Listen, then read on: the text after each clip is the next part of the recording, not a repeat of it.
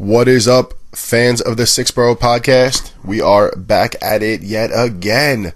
Here comes another one and another one. That's right. Don't forget it. Guys, let's get through these sponsors, and that way we get into the episode. First of all, we are brought to you by Keto Fresh. You can follow them on Instagram at keto.fresh.ny. We are also brought to you by Municipal Land Survey. Hit them up at 631-345-2658 for all your land surveying needs. Last but not least, we are brought to you by AS Engineering Services. You can reach them at 631-560-0259 and on the web at asengineeringservices.com. Guys, our guest today is a retread. It is the one and only Alex Spyros, who is also of AS Engineering Services. That's the AS, just in case you were wondering. Alex is probably one of our favorite guests. He's just an all-around awesome dude. We talk a lot of everything, honestly. We talk some scientific, some structural stuff, being that he's an engineer. And then we also get into some rock climbing. We get into his first love sport, which was actually basketball. So there's a lot of shit talking going on back and forth. I think we're going to try and get a game going on. It's a lot of fun, had a ton of laughs, and I hope you guys enjoyed as much as we did.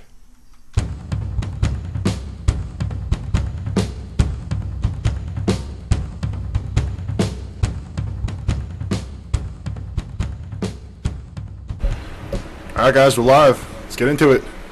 Spyrou podcast. D-Rock. Yarbs. Eric. Alex Spyrou.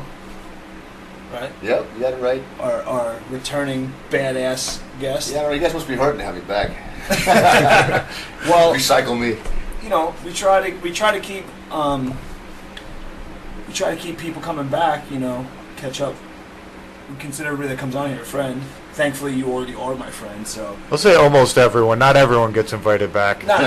But definitely, we consider most of the people we've had on the podcast our friends, right. And you're already our friend.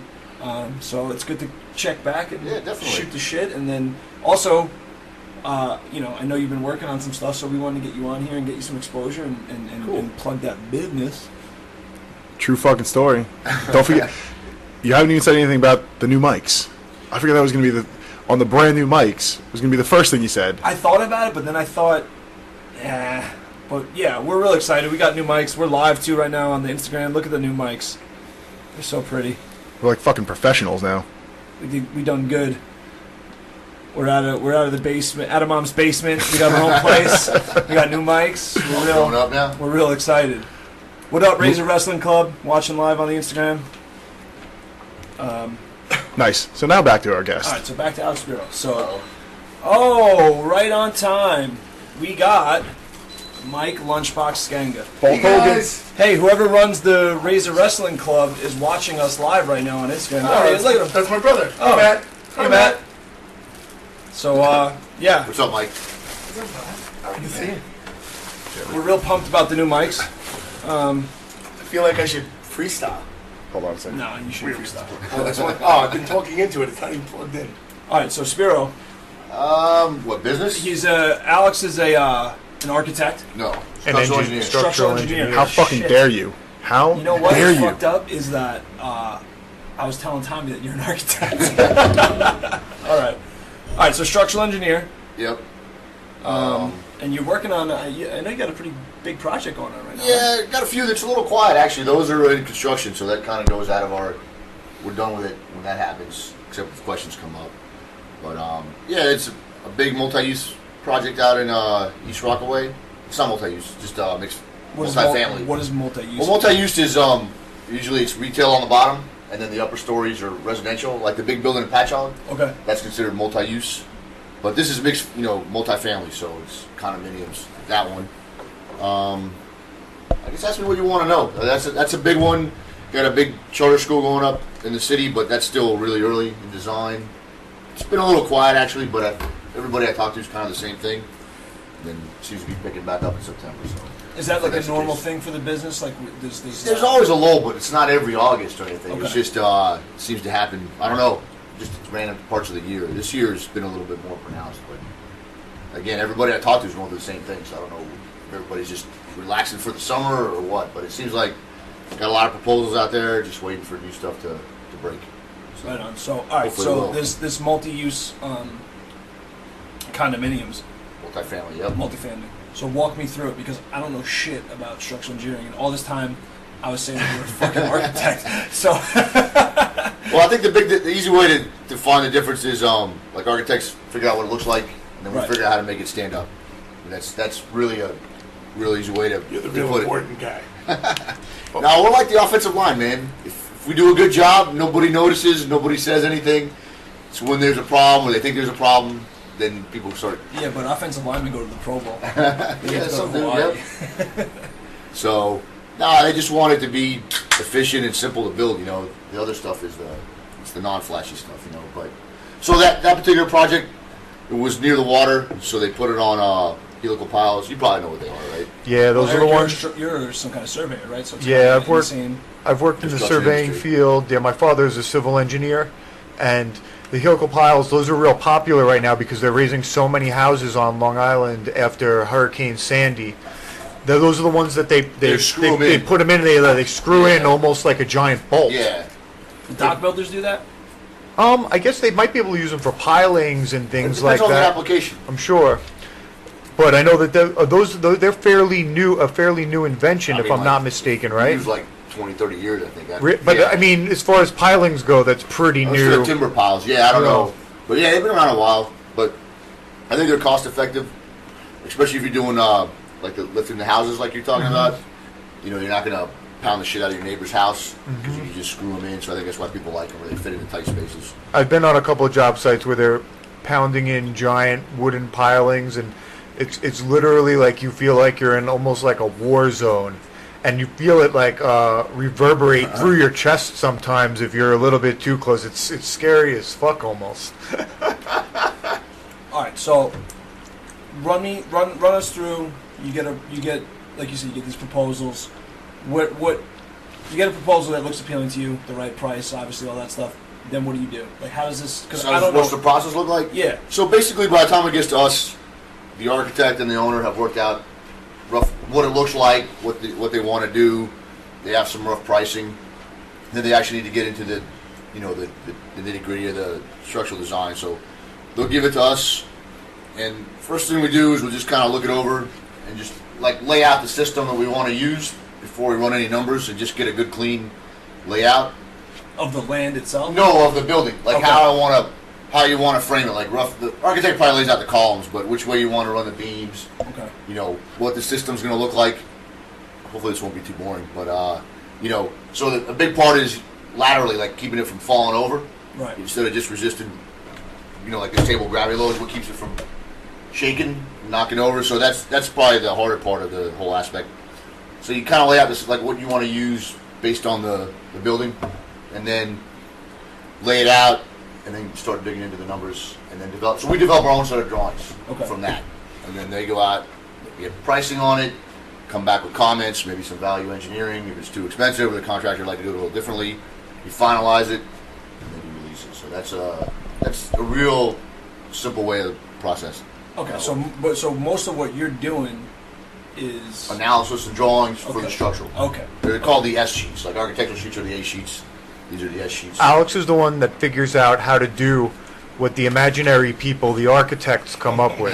They do a lot of stuff, man. I'm not gonna I have a question. How often do you see like an architect's set of plans, or not set of plans, but their artistic rendition of a building, and you're just like, yeah, not on this earth, buddy. No. Like, we're going to have to make some significant changes, or that's not possible. Not too often. I think everybody's pretty practical. I think you just get those guys that money-wise, it's not feasible sometimes, maybe. It already gets ironed out. I think that's what everybody thinks an architect does, is like they sketch out on a napkin, and but that's like the 1%. Most of them are working out how many parking spaces and all the exits, and there's a lot of details that they go into. They know what they're getting paid for, and they're not trying to make it any more difficult than it has to be. Maybe initially that the schematic is, I guess that's what everybody thinks they're going to be doing with an architect, but in the end, that's not what they're doing. drawing parking spaces and figuring out number of exits and all the other issues that they have to do. Drawing parking spaces. Seriously, they got to work out a lot of issues like that before that defines the shape of the building too, you know, and then they can add some features. Well, there's so many laws and rules and regulations. You need to know like everything that the local municipality or the local township requires. Like I've been on surveying projects where I've spent weeks locating bushes, and bushes that are about maybe like 8 inches in diameter, like stuff you'd buy in like a little pot at Home Depot.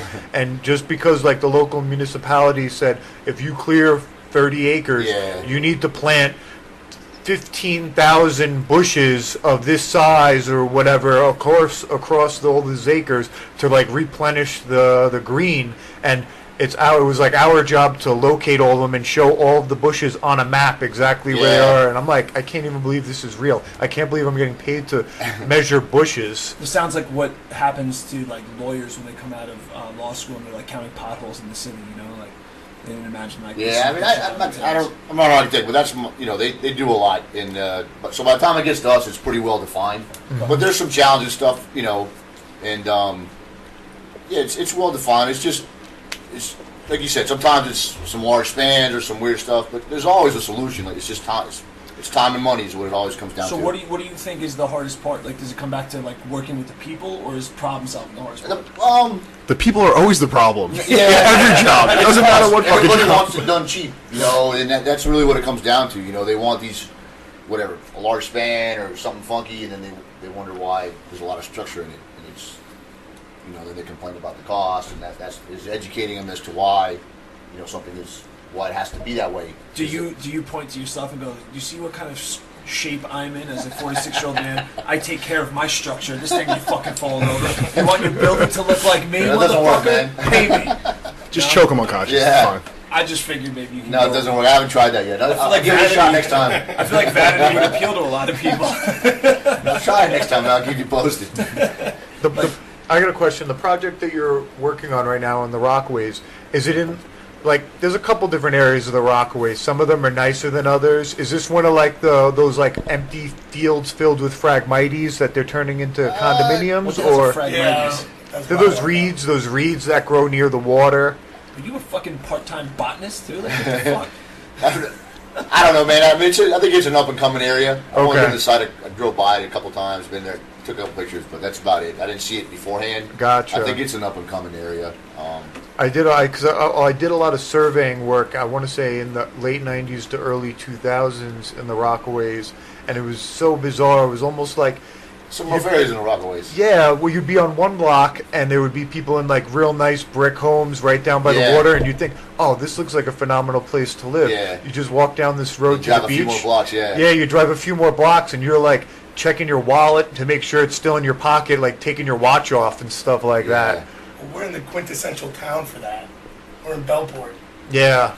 Well, the Rockaways... A couple blocks away is a beautiful $1 million house on the water. I think the Rockaways are a little bit rougher, if I'm not mistaken. The Rockaways are 100% rougher. Didn't they get hit pretty hard from Sandy, too? Yeah, I think so, yeah. So, yeah, they're probably building a lot, right?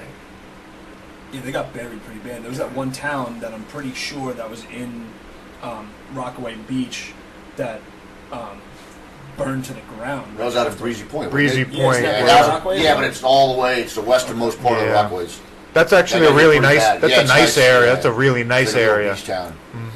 Actually, had to go out there, but yeah. So I think that's the biggest challenge. Is nobody cares how you solve the problem. They just want to make sure it'll work and it's cost effective. You know, so that's the challenge. Is, you know, but I find commercial wise, it's easier to deal with that than on a residential level. You know, nobody wants to spend. Most people don't want to spend the money on a residential level, and also too. Like a contractor tells you there's a change, you know, they'll nobody has a problem paying for it. But if we want to make a change and pay for it, it's because it's intangible. It's just some paperwork. And that's the challenge too. You know, even though that paperwork's going to save them a lot of money moving forward, or you know, value engineer it. So that's probably the biggest challenge. Just educating people. Speaking of education, how did you end up doing this? Because I feel like it takes a particular kind of person to want to go into this field, or like did you kind of fall into it a little bit? No, I always liked construction, and I was better at math than art, you know. So then my dad suggested I go to engineering school just because he knew I liked construction and houses and buildings. Right. So it was always, for me, it was a good fit. So I mean, it feels like it's something I've always wanted to do is be involved with construction. So it wasn't something I just fell into, you know. It was always kind of wanted to go that direction, and then this helped define it. Right. Yeah, because I'm not good at art or math, so this is not the field. Did it much? This is why I talk for You're all right at jiu-jitsu. I mean, all right. You took down Jermaine pretty good the other day. I was impressed. Thank you. I took him down twice, actually. Yeah. You guys didn't? He didn't let me do shit. Yeah. You Right guys- on the deck at the casino. You guys didn't get it on video? No. No offense, I spanked Jermaine on Yeah, the deck of the casino. I'm- I gave it to him. I'm someone with pretty much zero jiu-jitsu experience, and I could see the difference. He took it to him. And Skeng is like a big critic of mine. If I suck, he'd let me know. And Yeah. like, he's kind of a hater sometimes, so you know all he's the time. You suck. Overall, you suck. See? but That's what I said. He's all right but at like jiu-jitsu. for those like 20 Jermaine's a brown seconds, belt. you were the man. He outweighs me by Is he a brown 400 belt? pounds? Yeah. 400 pounds, and it wasn't 20 seconds. That was a good minute and a half. And I Well, don't it was believe like you, John. 20 seconds that impressed me. what were the 20 seconds that impressed you? When you took his back and choked him. Yeah. I don't know what the moves are called. It Was he laughing the whole time? No, all right. We were kidding around. It was the end of the day. We were kidding around, and we started wrestling, and we kind of really started to tie up. I was like, all right, so we're going for this. And he like went for a real takedown on me. So I hit a single leg and took him down. And we laughed it off, and that was that. And then a regular there, Britt, went up to Jermaine and was like, why'd you let D-Rock punk you? Just fucking stirring the pot. Yeah, so Jermaine comes back over to me and tells me this. He's like, and then grabs me and starts tying up again. I'm like, all right, I guess we're fucking doing it again. So he jumps for a guillotine and like tries Did to he like jump for a guillotine? Yeah, he like snapped my head down and jumped for a standing guillotine and tried to pull me into the sweep of the guillotine, you know. And so I defended, and I stepped over and went to side control. I started hitting him with the Von Flu. And I realized that wasn't working out, and Jermaine's pretty big, strong, so I went knee on belly immediately. And he turned and like went to his knees. I spun around to the back, and I got him with the Drysdale one-arm fucking rear naked choke finish. Oh, that's embarrassing. He didn't tap, but he told me afterwards that it was like real tight. So I ended up kind of abandoning the choke and went back to knee on belly, and then we scrambled up, and he tried to like... And nobody got this on video? Yeah, I don't know how nobody got this on video. And we ended up pummeling. They must have all been We were intoxicated. just enjoying the moment. But he told me, he's like, honestly, he's like, you might have been able to put me out if you kept it on. With the one-arm Drysdale finish. Needless to say, this was while customers were still in the bar, also. Yeah. And we were all working. Yeah, everybody thought we were fighting. Everybody thought it was a real fight between security guards. Really? Yeah, like we had I'd stood up. Without realizing there was 50 people around you? Yeah, there was like 20 people looking at us, and they're like, what the fuck is going on? That girl Claire, you scared the shit out of her. She's like, guys, no more, please, no more. She was so worried. You guys get up laughing. Yeah, we got laughing and hugging, you know? Like, Yeah. So, Jermaine, I heard D-Rock punked you, and there's no video Fucked of you it. up. You're going to have to get him back this weekend. if he wants to lose twice, that's his fucking business. And the Spaniard was there too, right? Yeah, Spain was the instigator of it all. Spain wouldn't stop fucking getting handsy all day, like shadow boxing and then trying to trip me and hitting arm No, drags he wasn't and, like, shadow boxing, was he? Well, I was too. We were like shadow Well, boxing. I just keep losing more and more respect as his story gets longer and longer. You guys were those guys who shadow Those box? guys at the bar. Do you go to LA Fitness afterwards and shadow box in the mirrors there too? I've done it with you. What are you talking about? But yeah, he was just like, he was the main instigator of it all, and then somehow, well, it's good, because he would have smoked both of us, so I'm glad he didn't get involved. But yeah, that's how we ended up wrestling on the deck. I was going to say, I recognized the knee on belly only because when I first moved in, and we would go out and get drunk together, and we'd wrestle in the living room. You used to That's always what hit you me. get? Used to always hit me with the knee on belly. Why don't you clarify that? When we'd come home, we came home drunk a couple You'd times. have a couple drinks too. Yeah, I was drunk too, but you always escalated it. I'd be going up the stairs, he'd be trying to ankle pick me from the bottom of the stairs. We ended up fucking scrapping in the living room. I was defending myself. Well, I recognized the knee on belly. Well, I'm glad I left a used to lasting impression on you. You noticed I haven't done that to you in a while. Yeah. the last time this happened, it was like Columbus Day or something like that a couple years ago, and I found out I had off the next day. It wasn't expected, so I'm like, It was Veterans Day. We had Veterans Day, that's it. So we ended up going out and getting pretty banged up. And We went to get coffee, but we ran into everybody. yeah, we were at the bar, and then we never left the bar. We come home at like 3 o'clock in the morning, and we start wrestling and fighting in the middle of the living room. And then I thought it was over, and I go into the kitchen, and It's never Spaniard over. decides to continue it and escalate and he starts throwing shit at me in the kitchen, like everything. You guys are like Salt, 12-year-old. You guys are like 12-year-olds. I was yeah. grinding pepper on him. Yeah, he was grinding pepper on me. He threw scissors at me. They weren't real scissors. They were like the sewing scissors, the little tiny ones. Doesn't matter. They were still fucking scissors. They, He was throwing forks and They couldn't- spoons at me. He was taking silverware out and throwing it at me. He took the pepper shaker and started grinding pepper on me. You're exaggerating. I wasn't throwing anything that could pierce you. You threw a spoon and a fork at me. I did not throw any forks. Yes, I don't you did. recall this. You didn't even This know is it the next hearsay. morning. This guy Prove came it. up the next You know what? morning. Enough about me. Prove it. We're gonna shift categories here. Alex, have you ever had to use your jujitsu outside of jujitsu for anything? Besides fighting roommates in the kitchen, Yeah. Anyone ever get you the salt and pepper shaker and you had to send No them salt and off? pepper shakers. I always think about like the practical applications of jujitsu, like outside actual training, and like I work doing security just like the rest of these guys, and I used it there, but I'm pretty sure I don't think I've ever had to use it in any other case, like other than in the gym. No, not too much. Yeah, I mean, I've always like wanted to, and in my mind, sometimes like you run through the possibilities, like, oh yeah, I could do this, or that would be great, but then you just You never want it, yeah. you never have a You don't want that chance. shit on it. Yeah, you never have a chance. It never goes the way you think it's gonna. No. I've got to use it once. Oh yeah. Like only once in a real like, and then it wasn't in the bar. You know, it wasn't working. A couple years ago, actually probably like 5 years ago now at this point, we were at a bar, local. A couple of friends used to work there, and we weren't working, but there was a bunch of rowdy kids, and I was with a guy who used to work there. So for whatever reason, he had this like weird idea that he still had to like act as a bouncer there. And he's like, "Hey man, there's gonna be a fight." And I was like, "Cool. Is it anybody we know?" He was like, "No." I was like, "Don't care."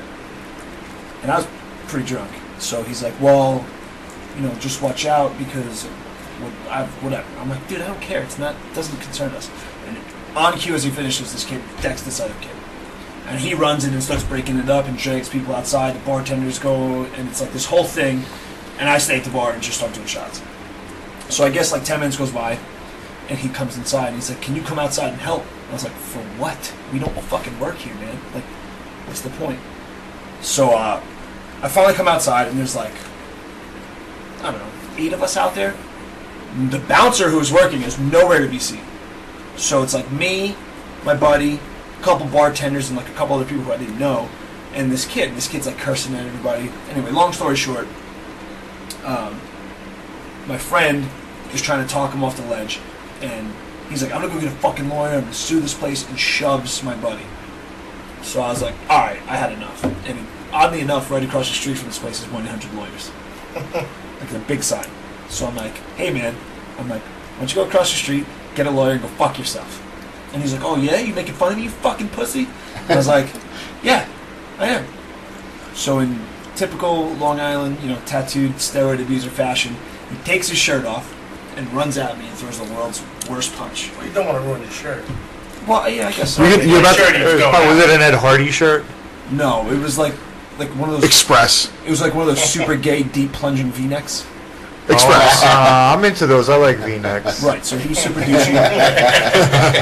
No, it was the super deep V-neck, not a regular V-neck. The Different. kind you The only reason fancy. the only You're reason wearing a regular V-neck, not the super douchey Guido. Like, I might wear one of those if I knew where to get them. it was like a Vinny Uzi V-neck. You get it? You know what I'm saying? I love you, Vinny, but Vinny knows it's douchey. So he runs at me and throws the world's worst punch. I slipped a punch. I hit him once. He goes down. and I follow him down to the ground and throw a rear naked choke on him. And now at this point, I had no idea he had like 12 friends with him. So Where were they? I guess they were like out on the street. Like I thought it was people getting cabs and stuff like that. I didn't know they were with him because when he was like busy yelling at everybody, they weren't like saying anything anyway. So I didn't realize these were his friends. But all of a sudden, I see feet. Like when you're rolling in the gym and you can feel people getting close to you. Yeah, usually I'm afraid I'm gonna get kicked in the head. Right. Yeah. So it was the same thing. It was the same feeling. That's what like tipped me off. Right. So I picked this kid up in a rear naked choke, and I backed myself against the wall. And I was like, I'm going to kill your fucking friend if any of you guys come near me. Where were your buddies? So unbeknownst to me, as the punches were thrown, I guess a couple of his friends came up to sucker punch me, so they were fighting with them to the other side of me, like kind of out of my view. So I didn't know this was going on. So I hold the kid like hostage in a rear naked choke. I'm like, I'm gonna kill your fucking friend if you guys come near me. I was like, I don't want to hurt anybody. I was like, I'll let this kid go, but back the fuck up. And I like tell the guys, I'm like, get to the sidewalk. And the sidewalk was like a good 10 feet. And the guy's like, hey man, don't hurt anybody. I'm like, I don't want to hurt anybody. I'm like, but get the fuck away from me because I don't trust you motherfuckers. So I tell the kid, I'm like, look, I will let you go.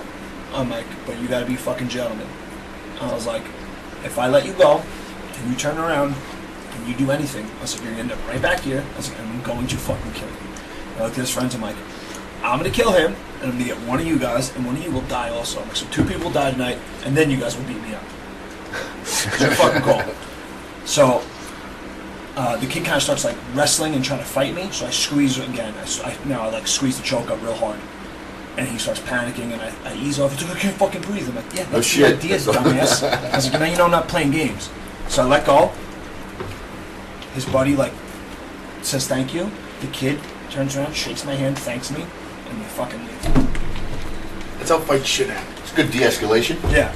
So now, unbeknownst to me, my buddy, who, was the original fucking asshole who got himself involved, when the one kid came behind me when the punches were thrown, he started punching the other kids. So a couple of his buddies came up and started punching the shit at him. So he came inside. His shorts were all ripped up. He had a fucking bloody nose. He took a couple shots. I didn't know that was going on, but like to the right of me. He got the fight he wanted. Right, but so to me, the moral of the story here is like jiu-jitsu proved to be effective in controlling, de-escalating a situation, keeping myself safe, and effective against multiple opponents. Because you got that practice with me, late night drunk. You handle drunk guys. Spoons. Before you lived with You're welcome. This is before. This is like 5 years ago. You ruined the story, fuckface.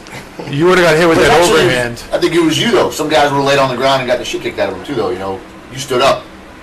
Right. I think that's what changed it.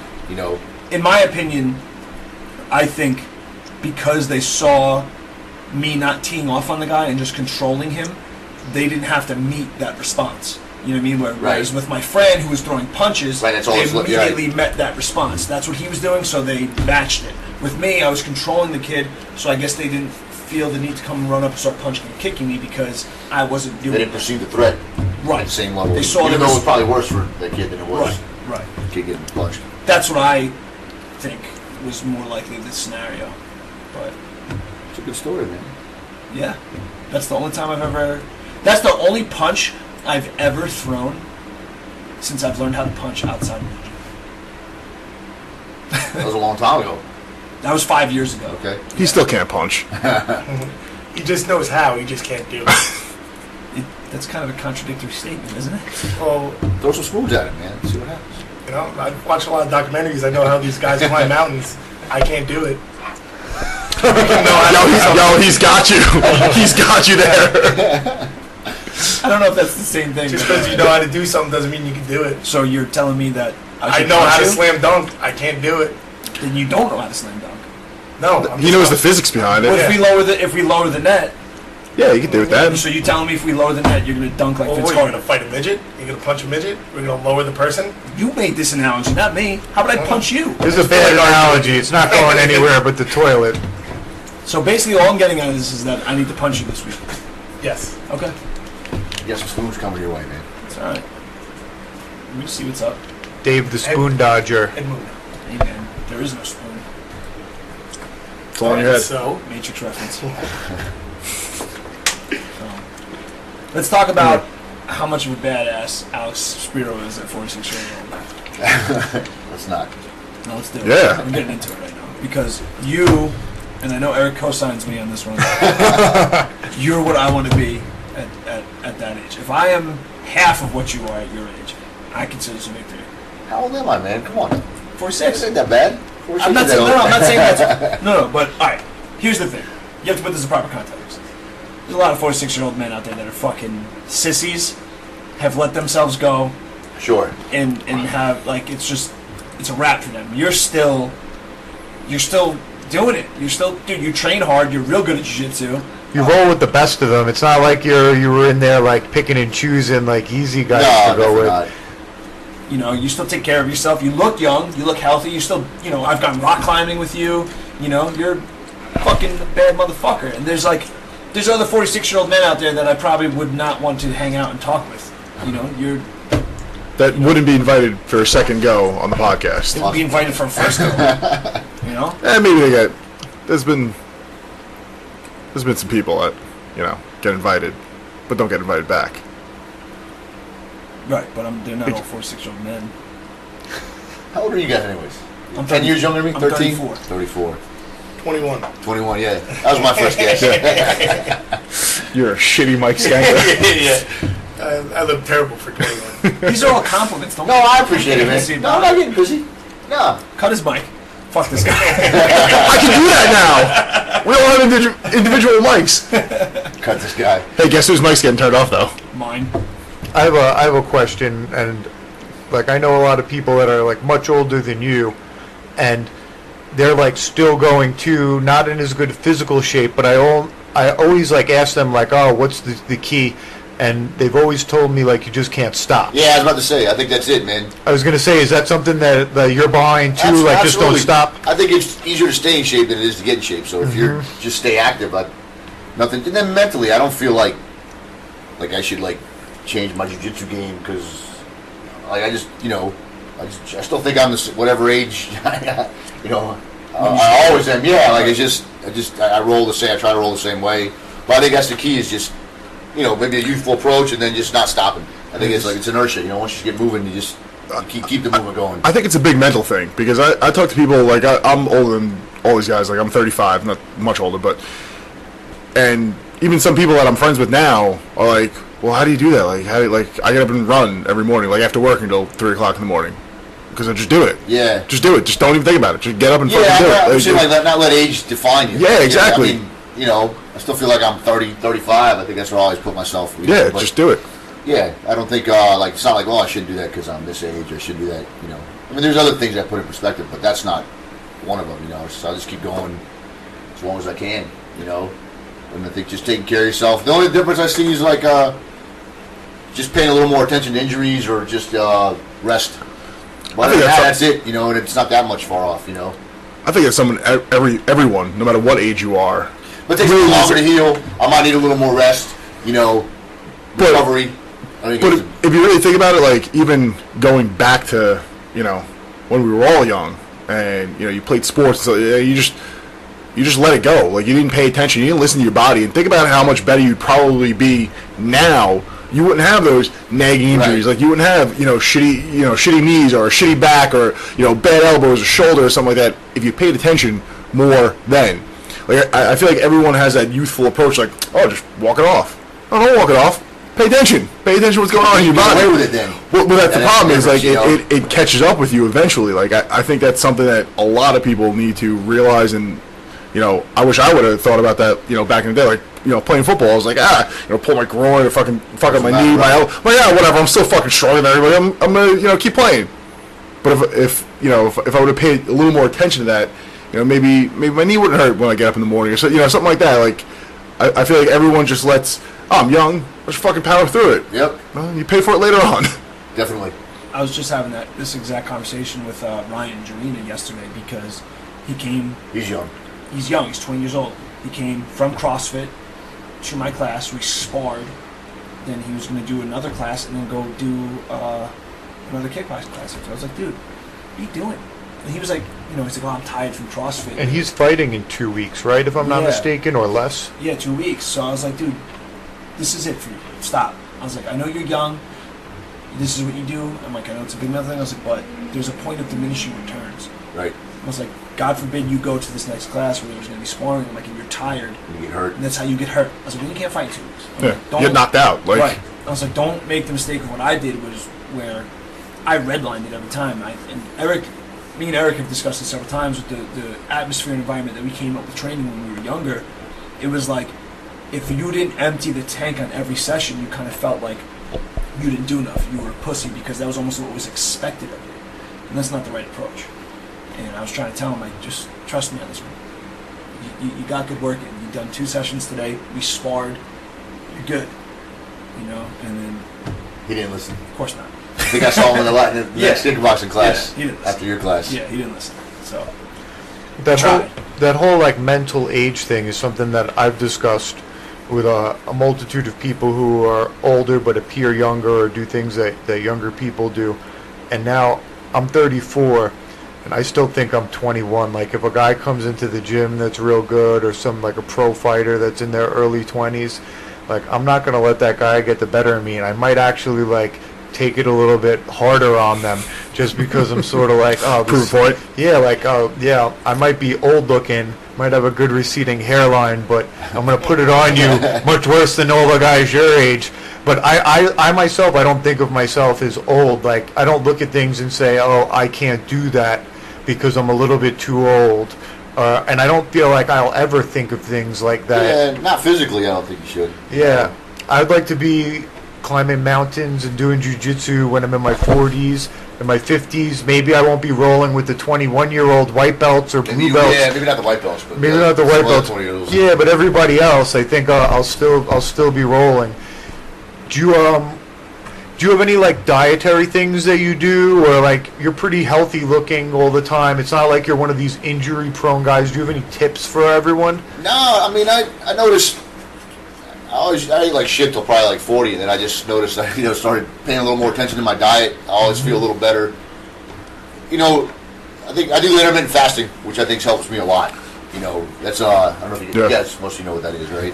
Yeah, for anyone that doesn't know what intermittent fasting is, it's usually doing like a 16 or 24-hour 16-hour window, yeah, every day. Like if you eat dinner at 8, you can't eat till noon. And it works out good because I do jiu-jitsu in the morning, so I go there on an empty stomach and I roll good. Then lately I've been trying to do a 24-hour fast like once a week.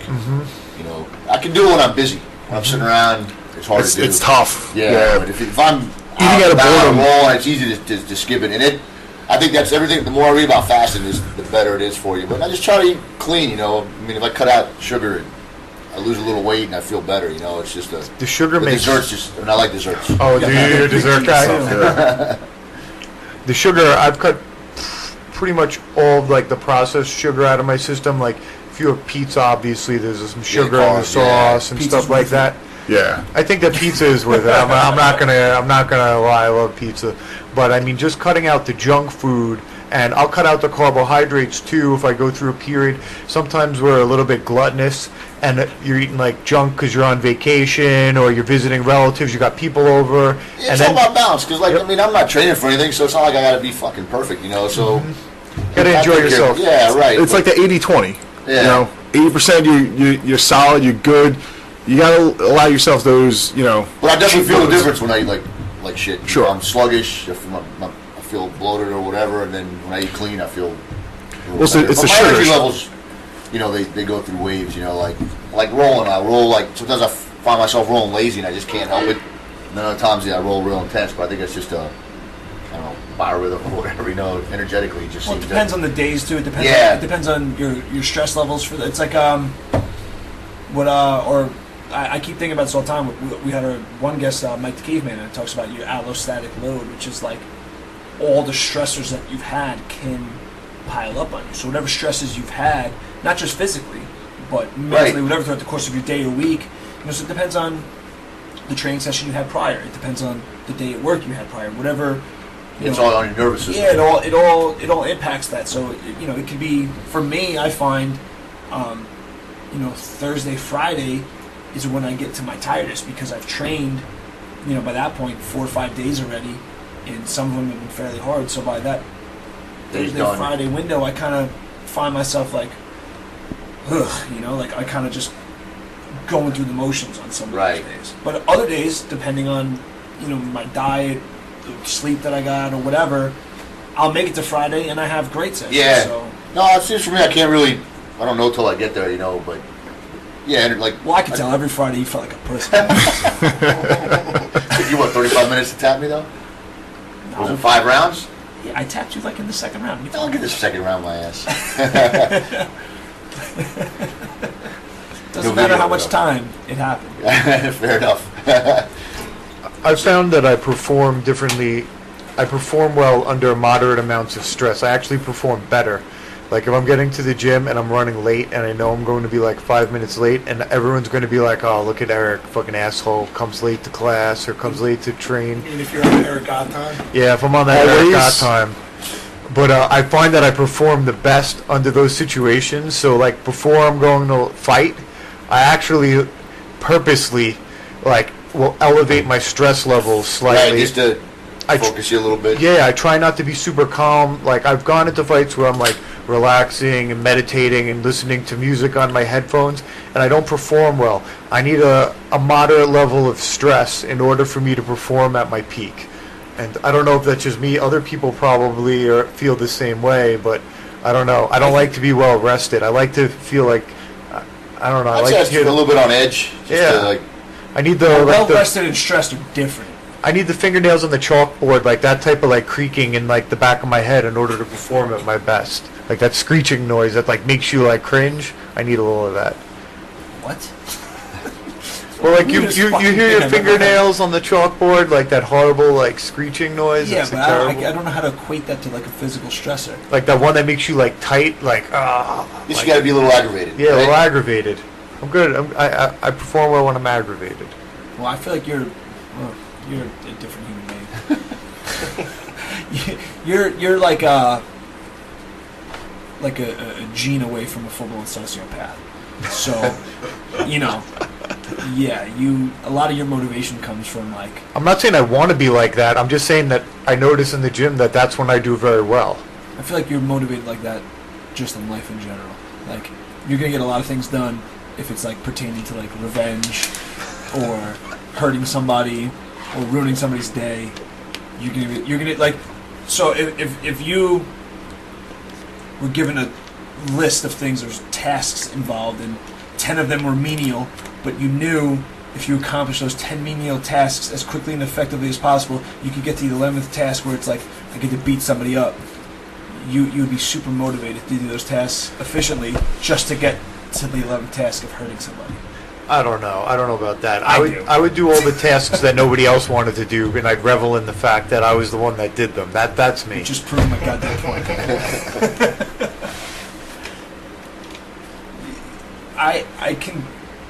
I need a certain level of stress, but I don't know if I fully subscribe to your. No, I'm just saying that's what works for me. I'm not saying for everyone. No, I know. I'm just saying I agree to a certain extent. But what about you? Me? Yeah, I mean, because you still compete. You did jiu-jitsu competitions. Yeah. You competed back in the day too. So I think I would say that I like the pressure. I seem to do a little better under that. So I don't know if it's the same analogy as Eric, but I think it's similar. My first judo tournament, I was way too relaxed and I got smoked. Right. So then trying to find a little bit of an edge, whatever that is, I think helps. Yeah. But I think that I do better under pressure for all types of things. Who's the perfect example of this? I just thought about this as you said it was too relaxed. Everybody here is familiar with BJ Penn for the most part. If you've seen BJ Penn fight, you've seen all different BJ Penns, and the main thing they said was depending on which BJ shows up. There was a couple of BJ Penn fights, and most recently, his last fight against Frank Yeager, where he walked out and he was like a zombie. He was just standing there in the cage, as they announced his name, just almost too relaxed, and he got piss mobbed. Then when you think about the BJ Penn that came out and crushed Matt Hughes in 10 seconds. Or crushed what's his name, Gomi, right? Who? Oh yeah, was it? Got him up against his first fight in the UFC. Then he had him up against the cage. Yeah, he was hammering him. Yeah, but he was the perfect level of not overly intensity, intense, right. but focused and ready to go. So just the right amount of stress where he was focused and fired up enough, but not overly fired up and not too calm. So I'll tell you something with him, man. When he fought GSP and he jumped over that low leg kick, do you remember that? Yeah. Like he was just talking, he was just looking at him. His head didn't move. He just kind of skipped over it in time. It still blows my mind. that was Like the how- first fight, right? Yeah, how you jump over a kick like that at full speed, without even blinking an eye. I think that just shows the level of athleticism that guy Yeah, has. he was a That was freak. crazy. He reacted so well, like early on in his career. He had the best jab probably in all of MMA. Still to this day, his jab, he would just wear people out by like touching them in the chin, super accurate, and his jiu-jitsu is phenomenal. It's a shame that he kept like going. the sports evolved, right? He didn't have he trained part time to get away with it. Now you got to really commit. Well, he was also more of a boxer. You rarely saw BJ Penn throw kicks. Yeah, You can't get away with throwing that the kicks. anymore. Yeah, You can't get away with that anymore. You can't just be like, in that period of time, there's like the wrestle boxers that were doing very well. yeah. Koscheck, Hughes, guys like that, but they didn't kick. And now, if you don't have that second level, Speaking of fighting, talk about the Mayweather Griffith. What did you guys think about that? Don't get him fucking started on that. I think I'm more like you. can't. To me, it looked like Mayweather was like a second gear the whole time. I know a lot of people see it differently, but that's how I saw it. Overall, my opinion of the fight, I really liked it. And I really liked it for a multitude of reasons. Like, if you're really getting down to the nitty-gritty and you're turning a vice on it and you're going to get very technical and proper boxing and was it a real fight, you're not going to like it as a whole. But if you're just looking at it as the spectacle it was, Yeah, it was a good spectacle. you're not taking it real seriously, I think that it was an exciting, good fight. But I think Mayweather let it be that. To me, it was like 100%. a black belt on a white belt roll, and he goes, lets him take his back, lets him try anything he wants, and then he finishes it when he wants. I think that's what it looked like to me. He's like, all right, just do whatever you want, and then I'll take care of it. That's what I felt the same Well, a way. lot of people thought it was like competitive, but I don't know. I saw it totally different. I saw it more like that. Like I think it looked competitive to the Mayweather casual kid. fan. Yeah, to the casual fan, Mayweather took some shots and, he's a slow starter. And I'm like, how many Mayweather fights have you watched before? He's probably one of the fastest fighters in boxing history. He's the best defensive boxer in boxing history. And Conor McGregor was just landing jabs, these like pitter-patter jabs at will on him for the first 4 or 5 rounds. Like, that wouldn't happen. It didn't happen against Pacquiao. It didn't happen. fought a totally different fight. It didn't happen against any of the other fighters that Floyd Mayweather had ever fought. And I just felt like Floyd was like, all right, I'm not really worried about this guy knocking me out, so I'm going to let this actually look like something other than a one-sided beating, or the one-sided beating that it should be. Right. And, I mean, you know what? I think the casual fan was happy about that. I think the hardcore boxing fan was mad. I think the hardcore MMA fan was mad. But it is what it is. He had it in the back of his mind, everyone was pissed off at the Manny Pacquiao fight, so I got to send them off with this like good pay-per-view Like a where fun people feel, fight, people feel fulfilled afterwards. What do you think? I hated everything about it, to be honest with you.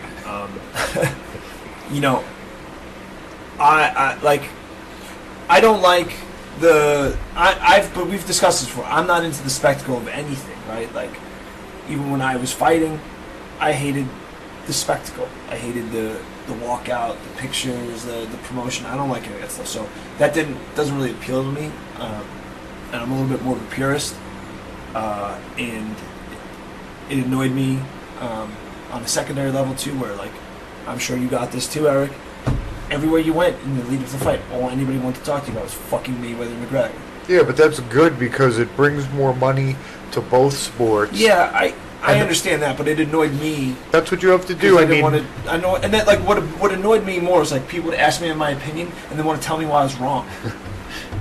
What are you fucking asking? Yeah, but that's just because 80% of the population is incompetent. Like, Well, also just casuals, like people who never ever watched either sport before, like they gotta watch it. Right, which I'm not mad about, but then don't come ask me my opinion and tell me why I'm wrong. What did you think of the actual fight? Do you agree with? I guess Eric on the same page. I think Eric pretty much summed it up. Yeah, I mean, just let him. But that's what people wanted to see. People didn't so want to see. Yeah, people didn't want to see Floyd come out and end it in 3 rounds or 4 rounds, which is what realistically would have happened if they were really like fighting and trying to kill each other. But it was safer for Floyd to wait until the 10th. So it sort of made sense just from a safety standpoint and from a technical and boxing standpoint. They're like, all right, let's let Conor punch himself out. We'll let him hit me a couple times. Look, see, he doesn't have the power to knock me out.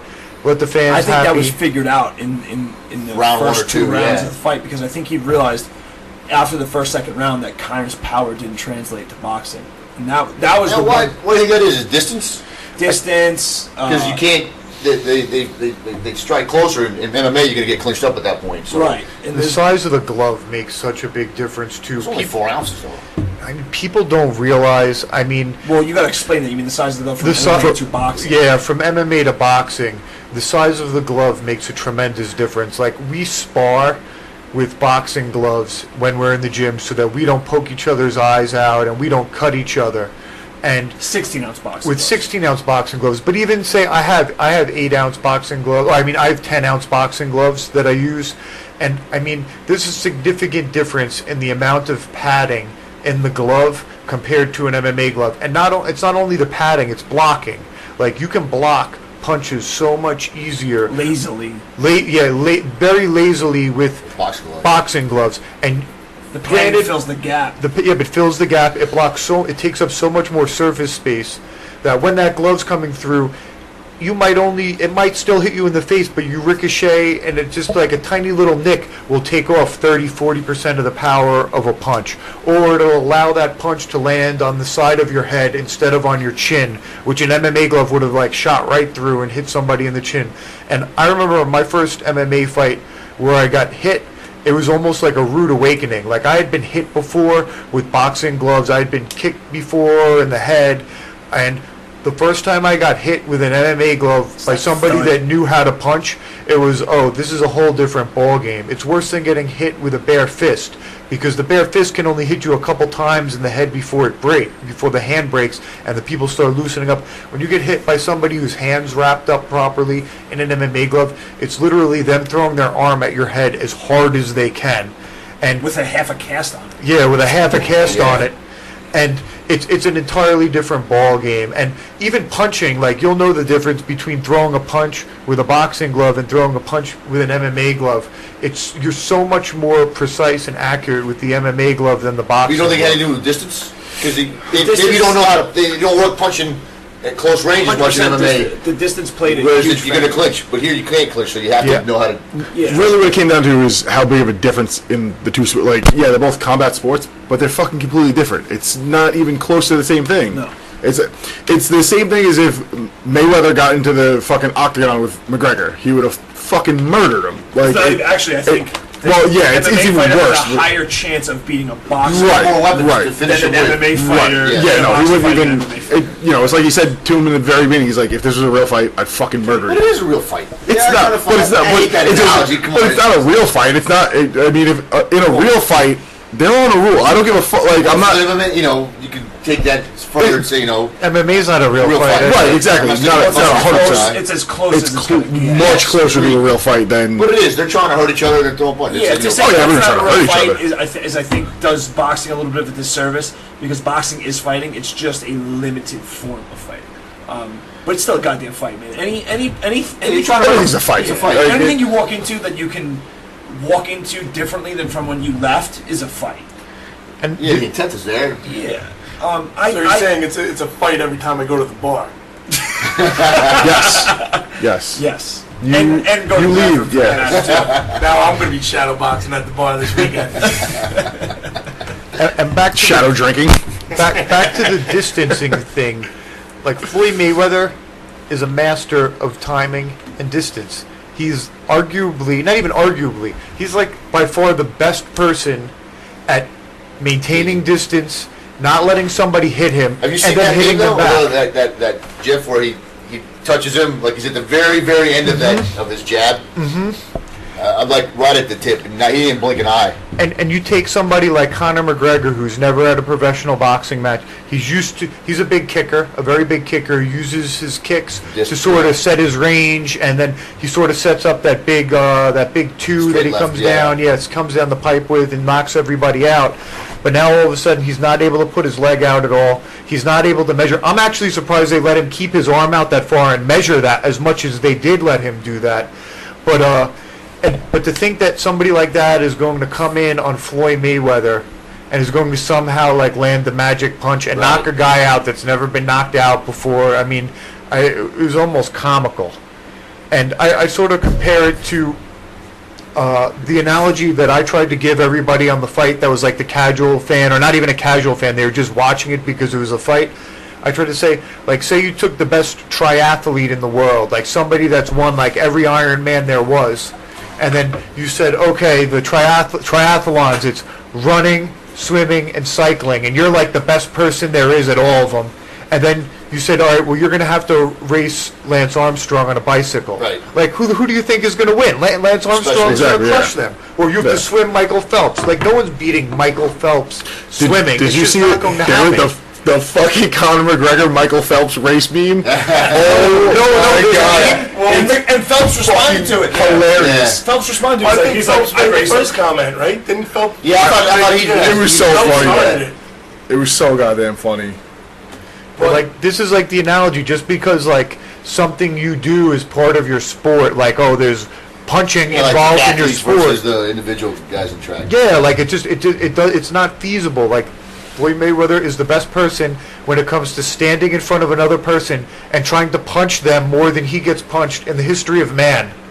And how somebody else that might be good at punching, kicking, wrestling, grappling, kneeing is going to come in just because, I don't know what, he's the best at everything, is going to come in and just be the best puncher as well. It's a specialized so many nuances sport. To all these things that people don't understand. Like, I heard somebody give you the analogy of like, well, at some point a punch is a punch, and it's like, no, it's not, because the nuances of boxing, or like even us, Eric, like we've been working hard on our stand-up the last like 4 years with the best instructor in the game right now, Keith Trimble, but it's not something we do 5 days a week. So like me and Eric, as knowledgeable as we are, we don't know shit about boxing compared to most people that are boxing. You know what I mean? Like, I still don't even understand a lot of the infighting that goes on with boxing. Like, I read a breakdown by the guy Jack Slack on Vice Fight. He's awesome. He's great. Yeah. And he wrote 5 fucking paragraphs on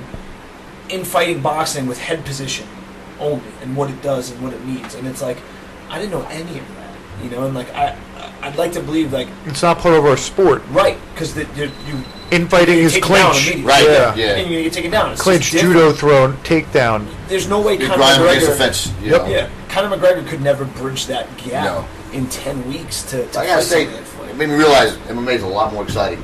After watching that, I haven't watched boxing in a long time. I thought it's just a. I agree. Who you're watching, because I had this talk with a lot of people, because in my opinion, one of the things I didn't like is that I grew up watching boxing. Right, boxing was the first combat sport I got into, and it's a lot of the reason why I fight and do all the things I do. And I kind of felt like if Conor McGregor walked in and by some miracle had beat Floyd Mayweather, it kills boxing.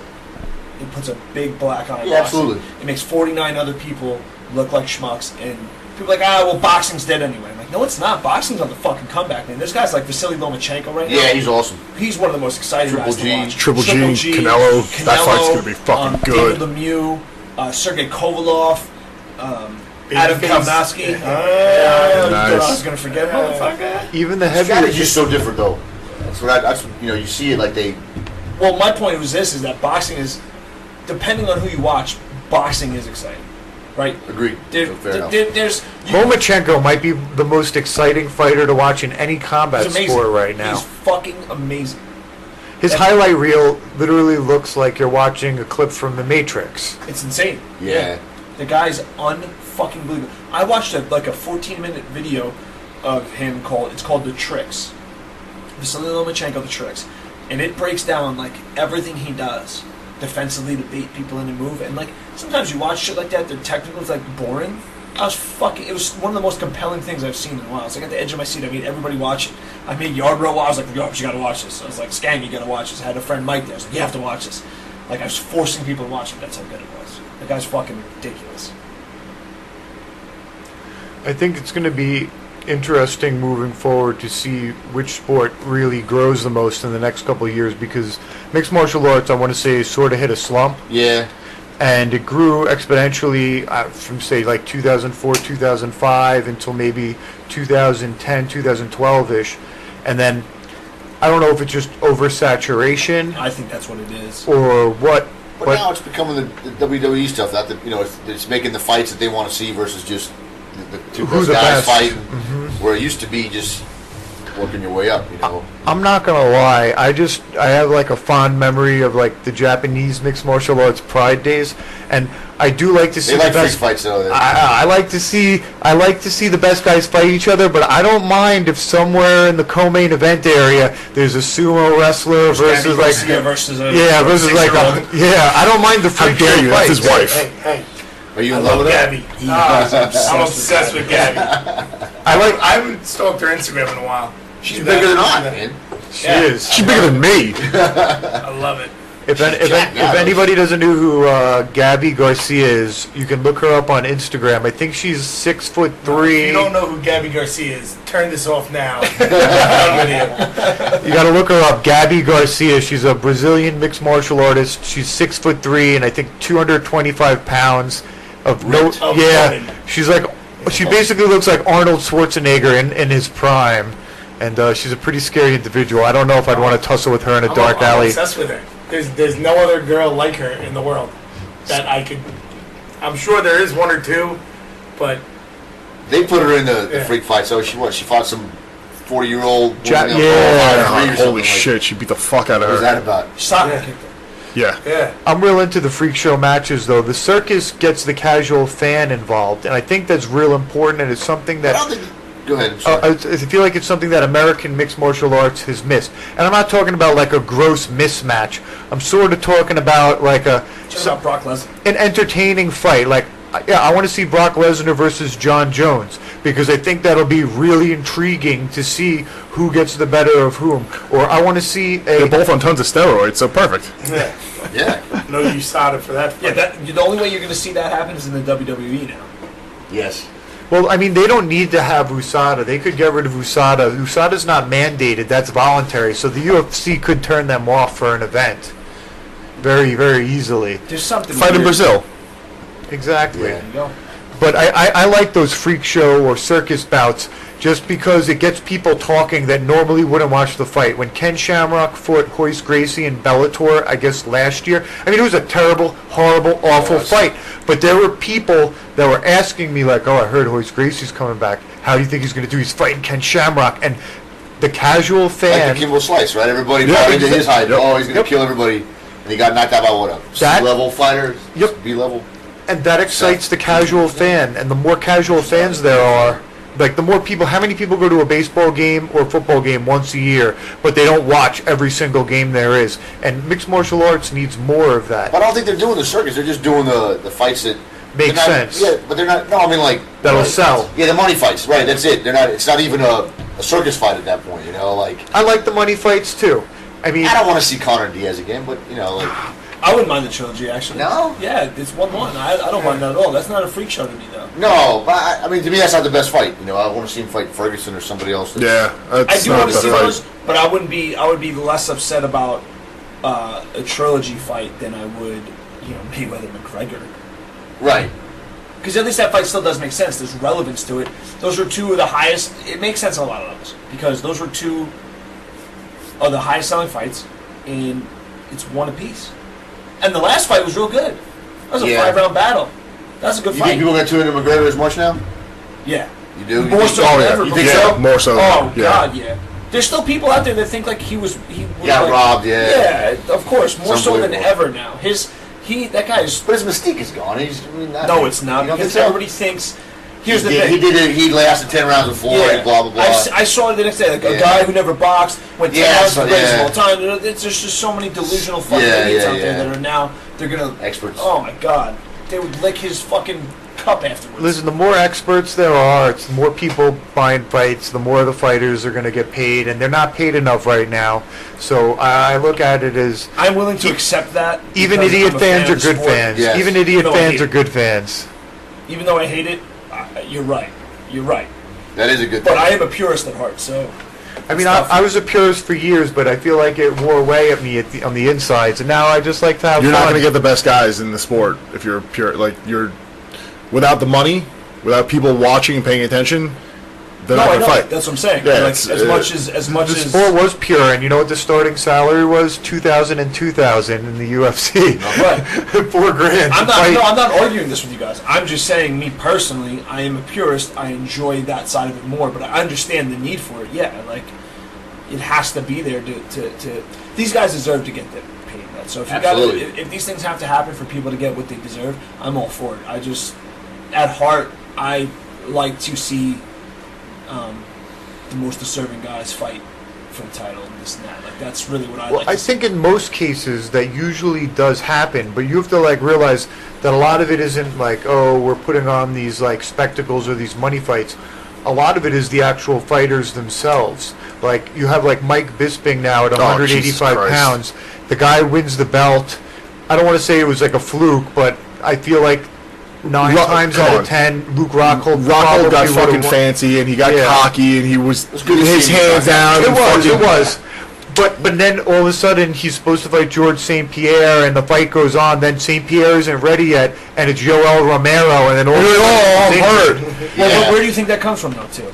But it comes from because he knows this is his last fight and he needs to get paid. Well, I don't think it's his last fight, but he wants to get paid. He knows now in the Conor McGregor era, you angle for the biggest fucking money. Yeah, everybody knows that now. This is a symptom of that as well. So you're going to get guys that act like this with this. It comes with it. And the other thing is, it's because they're not making enough money. Right. You know, when you I read an article, and they talked about the money that you make as UFC champion. And essentially, they broke it down to about $10,000 a week you're getting paid through magazines to do like the cover of Sports Illustrated in sponsorships. Yeah, the longer you hold that belt, the more money. Yeah, so that's why a lot of people they'll forego surgery until they win a belt, and then all of a sudden they're getting all the surgeries that they've needed for the past few years. They're prolonging. Because they're the champs, so now they can get them more money. Yeah, if you're Michael Bisping, you have a chance to fight GSP in Madison Square Garden, which is probably a more winnable fight for you, or you can defend your belt against fucking Yoel Romero. Right. No. Yeah, but that's what I mean. So it's not all the UFC or the people that are making the bout saying, "Oh, we're putting this fight together because it's a money fight." It's the fighters as well. Because but what I'm saying is that's a symptom of not making. Yeah, they're not making enough money, so they're trying to hold on to that belt the longest because they know they're going to be doing Sports Illustrated, Men's Health, and each one of those, it's an additional probably $40,000 to $50,000 a month they're taking. It's not just that, though. It's not just that either, but it's also now. They're going to angle for the biggest money fight as well. They're not going to angle for they're not going to be the Demetrius Johnson, right? Demetrius Johnson could have fought TJ Dillashaw. That's a mega fight. That's a big pay-per-view. Probably makes a ton of money. He's like, no, fuck that. Give me the next contender in line. You know, like you're not going to. Most guys aren't going to do that. Yeah. And he's the best fighter at it. He's just too small. Nobody gives a shit. What's funny is like I like watching those guys, but the biggest thing that bothers me when I watch the flyweights or essentially anyone under 145 pounds, I can't replicate their fighting style. So what do you mean you can't move like Dominic Cruz? No, I can't move that fast. Like I watch them and their transitions, and I think in my head, I've seen you dance. I might have good dance moves. But I didn't say they were good. He just said he saw you. Oh, they're real good. They're real good. But I know that I can't replicate those moves, and I mean. I just don't know why people aren't excited about the lightweight guys, but the heavyweights I feel like are more boring as a whole, and they get paid the most. What do you think of it, Skang, in wrestling? Do you feel that does that translate? Well, it's hard right now because Kyle Snyder's the most exciting wrestler in wrestling, and he's a heavyweight. So it does. I mean, it does translate. Like I can't move like I watch the NCAA's and like guys like Nick Piccinini. I can't move like that. And I watch that, and the little guys are the more exciting guys for me, watching wrestling, just because they move around. Sometimes the big guys just tie each other up and hit one or two big moves. I mean, wrestling. I don't know if it translates like that. Okay. I think that wrestling, I don't not to badmouth wrestling, but it has. Watch your mouth. No, it has. Just had a wrestling club watching us. It has very few fans. Wrestling has very, very, very few fans, and I feel like it's easier to sell a specific match, sort of like when what's his name won the Olympic gold medal. Yeah, I can't. No. Snyder. No, the heavyweights. Alexander Karelin lost to what's his name? Rulon Gardner. Gardner. Okay, that was a big moment for wrestling, but that wasn't a real exciting match. No, but broke a grip, right? I almost had the points. Yeah, I almost feel like wrestling is one of those sports that people don't get excited about. Like the casual fan doesn't get excited about until after it happened. There was actually an article online today about how Team USA barely got any coverage on ESPN or any national news. Yeah, we just won the World Championships for the first time since 1995, and it's the best American team we've ever had. We had 2 individual champions, a bunch more place winners, and even the female team, Eleanor Rulis, she outscored her opponents 53-0, and it gets no media coverage. You know why? 2 reasons. Well, 3 reasons. Hurricane Harvey, Mayweather McGregor. That's what yeah, I'm gonna say even without that, it would have got no coverage. Probably not, but those also helped fucking bury it. It probably got 2 seconds on SportsCenter. Just showing Snyder and Burroughs and maybe even Helen getting their hand raised. Helen's kind of hot too, isn't she? She can get it. No Gabby Garcia. We'd be the ones getting it. It'd be up to her. I feel like America, we're real saturated with sports here, so it really takes a lot to stand out on the national level as far as athletic events go. I don't know if you guys feel the same way. No, because who the fuck watches cycling? And Lance Armstrong was huge. Dude, people, because he won 7. Yes. Everybody knows who the best is in the when he was at 4 and 5, no one knew who the fuck he was. Right, but that's what I'm saying. I don't know if it's. Because you're talking about greatness that will never be seen again or known again, but he had already achieved greatness that was never going to be seen again. No one's won fucking 5 in a row. But in other countries, in other countries, we have so many good sports teams, and we have so many good individual athletes that compete on a national level. But when you see, when we went to the Algeria fight versus Amir Khan in New York City, was it Barclays? How many fans were there for Amir Khan from Pakistan? Oh my God, a ton. He's like a national hero there because he's their guy. He's their top 5 professional boxers. So boxing, that fight was a real big fight for their country. What else do they have? That's what I mean. What else do they have? What are they celebrating? They don't have a LeBron James. They don't have a Sidney Crosby. They don't have a Mike Stanton. They don't have these guys that they look at. Mike Scanga. They also don't have a young Mike Scanga. Neither do we, though. We have too many options for greatness here in the United States. There's too many things to watch, and you can't keep up with them all. Yeah, there are. I mean, besides the 4 major sports franchises, there are or sports that are celebrated, watched, whatever you want to call it in America. So there are other sports that people don't even realize that people are doing greatness in all the time. In the U.S., soccer is not a big thing, but the MLS, has great players now. There's players that come here to get paid.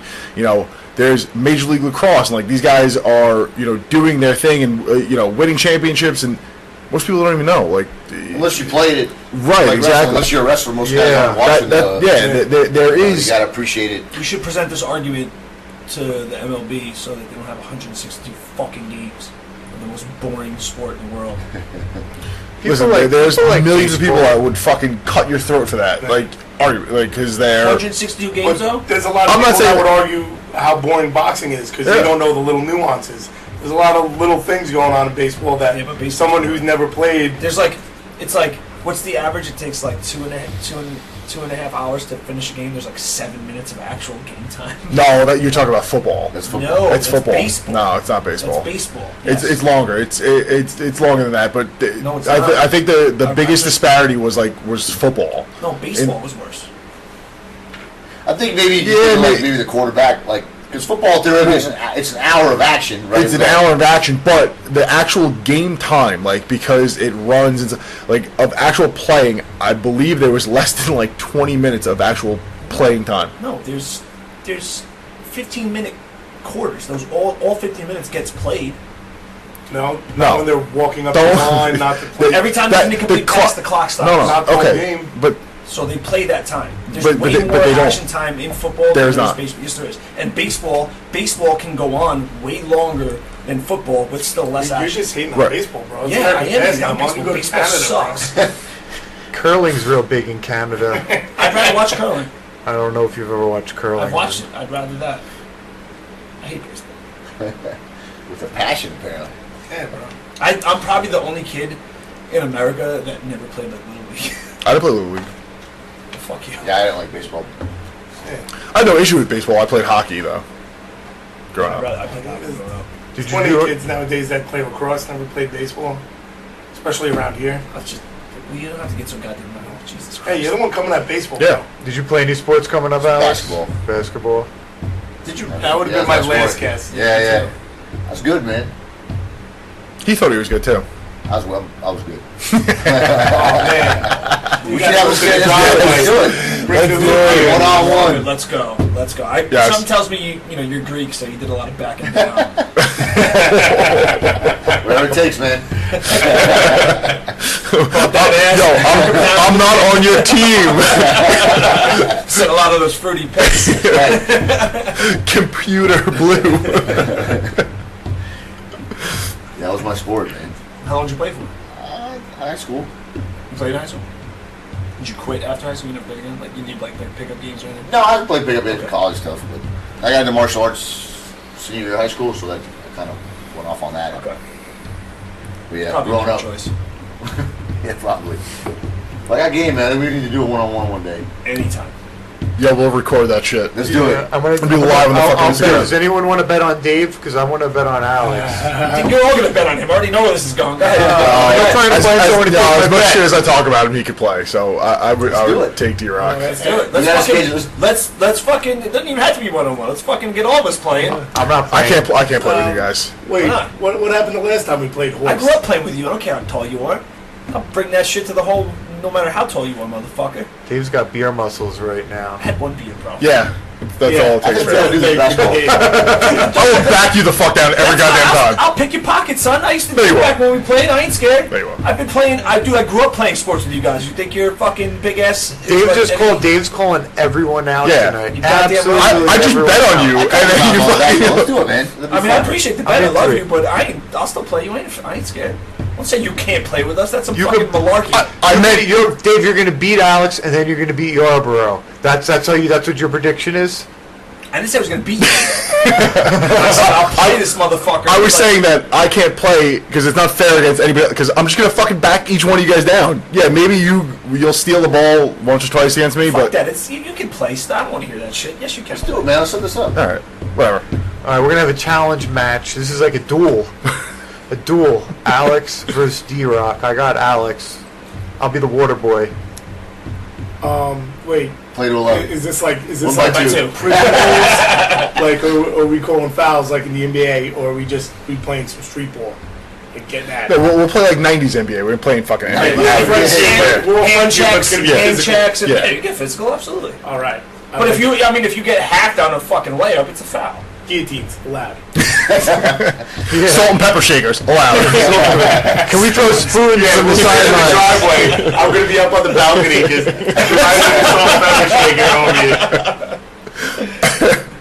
No, That would be fun. I'm We gotta down to do play, it. but I think we should all get a game going too. That'd be fun. All right. Well, yeah. I mean, we can play horse again. Nobody wants to play horse, bro. Yeah, because Yeah, I'll 'cause play I- horse yeah, if you. it's I'll play horse. the one time I Well, played. the rule was I wasn't allowed to dunk, so that's not fun. Yeah, that's not allowed. Why? All right, let's lower the. No fucking lowering. Get the fuck out of here. Let's 10 lower foot. it to the same distance from the top of your head to the top of my head. I'm And still then gonna we'll guess go. that you probably can't dunk. Probably not, but I heard you know how. Early on. Oh, now we've come full circle. I'm well aware how to dunk. I didn't say I'm good at it. Prove it. Okay, give me a ball and a 6-foot hoop. You don't have to jump. Yeah. Give me a Fisher Price hoop. And I'll tear the backboard down. I feel like Yarborough's son might be able to dunk on you. Probably. Soon, if not He's yet. he's not much shorter than you at this point. Yeah. He's 7. Yeah. Monster. Well, I'm down. I'm all in. I set that I shit got up. Eric hating on me. That's fuel. You guys have a basketball hoop at your house? Yeah, no, you know what? We can go down to like any of the parks. Oh, and play. going to a Regulation Old rim, school. like yeah, You know what? real deal. Screw this. We should all be on the same team, practice a little bit, and then Give 'em money? take on whoever's at the park. Little 5-on-5. Yes. That's what. I'm down for that too. Yeah. Fuck yeah. Let's not, guys- let's not turn on each other. Let's turn on the other team. Six Borough podcast versus the world. Yes. I grew up on a dirt road. You guys don't want me on your team. Well, you're the water boy. We'll replace you with somebody else. We'll get another guest of the show to be on our team. That You sounds can be like good. Dennis Rodman. You'll be Get the some fucking coach. rebounds, man. I'm into that. I was definitely, when we played in high school, I was definitely the rebound guy because I was a little bit taller than everybody else. That's not your role. Your role is there that if shit escalates on the court, you just walk out and go, you don't want to do that, guys. You're all going to get beat up. I'm only here for the violence. Motherfuckers. I'm only here for You're that. you're the Six Borough podcast basketball team enforcer. I like that. I'm just here for the violence. Yeah, that's it.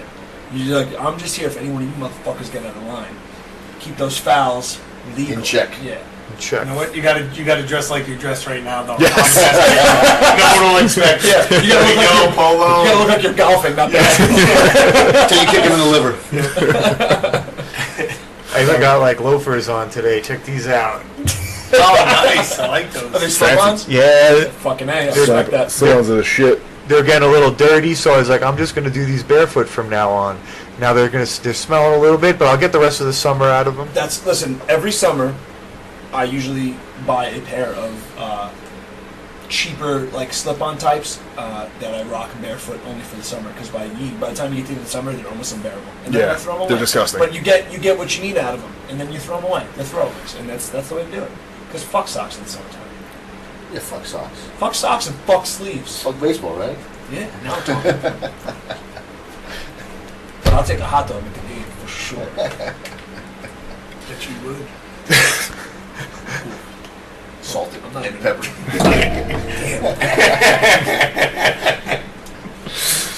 I put ketchup and mustard on it. I'm excited about the basketball game, man. We gotta do it. Yeah, that does sound like fun. I'm 100% in. I'd go shoot right now. Fucking You don't have a train. goal though. It's also Not game here. time. Yeah. Dave, you got to schedule this. I mean, we get our weekend. You know, the bar's closed soon, so we'll have weekends. Thank God. Yeah, any weekend. All right. Let's do. Hey, how about this? Right, this is what we'll put together, and it's got to be done soon because the weather will start to turn on us. Let's do this in back-to-back weekends. Let's schedule because I know you want to be part of this. The rock climbing. Okay. We'll And do then rock it's basketball? climbing and then basketball. All right. Or should we do basketball first so we can talk shit about basketball? Let's do that. while Let's do climbing? basketball first. I'm in. What about you guys? Would you guys be interested in doing some rock climbing? I'll give it a shot. Gravity's pretty much my greatest enemy. I could do some rock climbing. I could try. Gravity's your friend. Yeah. Alex took me. I want to climb in front of you. I don't want you up on top. That's all I'm going to let me say. go I want to go first. first. I want to, and if I fall, I want you to like catch me. Anchor. Yeah. Like in Set cliffhanger. something up, man. We need to do that again because that was a lot Yeah, of fun. through October at least. We had a good. We had Yeah, it a was good. real good day. Like just a short day trip. You know, it didn't have to be a long thing. We went up on one day and came back. I'm in 100%. It was a lot of fun, man. I gotta say, I've done some pretty cool things, you know, some intense things. Like I skydived a bunch of times, and I was telling Alex just that day when we were on the drive home, I felt like the rock climbing was actually more intense than the skydiving, or even bungee jumping too, for that matter. Like, I think it is because it's on once you skydive, it's done. With climbing, it's like you're on edge the whole time, right? You're engaged the you don't whole want time. You don't want to fall. And it's on you too, Right. as like skydiving, you're just along for the ride. You just have to make the choice that you're going to do If it. somebody says, "Hey, fuck it," and just do it. Yeah. The other thing too is that That's why that doesn't really like entertain me that much. Like things where you just have to make the decision to do it, and then like once you're there, you can't stop it. Like that's not really that impressive to me. But something that you're like you have to make the conscious decision to keep doing while you're doing it the entire time. That's definitely harder. like it's more of a feat in my mind, yeah, more it's, of a well, challenge. It's problem solving too, and it's physical. And I was telling him, Alex, it was up there to me with fighting as well, because the one thing I noticed when I got we got onto our second path, I got stuck for a while in this particular part of the mountain where I couldn't figure out how to proceed. And the thing that hit me was like in fighting, like in competition or not just fighting, any other sport, it's usually you and somebody else, and you might be able to outwill the other person. When you're up there, it's just you and that fucking rock, and that rock is not moving. It don't give a fuck about you. That mountain does not give a good goddamn whether you die or get tired, and you're not going to outlast that thing. So there's no all right, maybe this guy will break before me. That just doesn't happen. So it's just up to you to figure it out. And when I got stuck, you remember, this guy's making fun of me from, I mean, what else are you gonna do, right? He's just talking shit to me. If I had some scissors, I'd have thrown them at you. Son of a bitch. They were the little sewing scissors. They couldn't cut anything. They barely cut string. Whatever, man. You slipped through them. I think it was he was more hurt than anything. I think you pushed the boundaries there, man. Play for keeps. He even remembered. He woke up in the morning. He's like, I'm like, you remember this? He's like, no. It's like all the stools were on the ground. Yeah, because you came around and kicked all the stools. He's like, fuck the rules. I had fun. Take it off? Yeah. I gotta head out, guys. I have an early morning tomorrow, 4:45. Wow, So that sucks. I'll see you guys next week. Yeah, God, signing See you, out. Ed. yeah, real likewise, early, Alex. bro. See you at the basketball game. I'll see you at the basketball game, that's for You better bring your pom-poms, motherfucker. Later. Have a good one. Yeah, man. I think you guys would like the rock climbing. It was a lot of fun. And, I've only done rock walls. I've never done an actual rock. Oh, you done it? You climbed this indoors? Yeah, and outdoors. When I went to Cortland, Oh, they had outdoor rock wall? yeah, I went for recreation initially. I didn't know what I wanted to do, but all the recreation classes there looked awesome. And that's this place, Racket Lake, which is they have almost a campus on a little island in this lake upstate, and they had a rock climbing wall there. So I mean, I've done that and rappelled down shit. But It's fun, man. yeah, I mean, I'm not great at it, but no, neither am I. I've only got once, but it's funny, the rock wall thing. We were on one of our last climbs, and I climbed up, and I get to the top, and I don't remember exactly why, but our guide wasn't up there, so he wasn't able to set up my rappel. So I was going to rappel, and there was these people up there, and I was kind of a little bit nervous and lost on how to rappel by myself at this point. So I kind of asked them to help me out, and they were like, "Oh, so where did you train?" And I'm like, "Oh, I did jiu-jitsu back home. How'd you know?"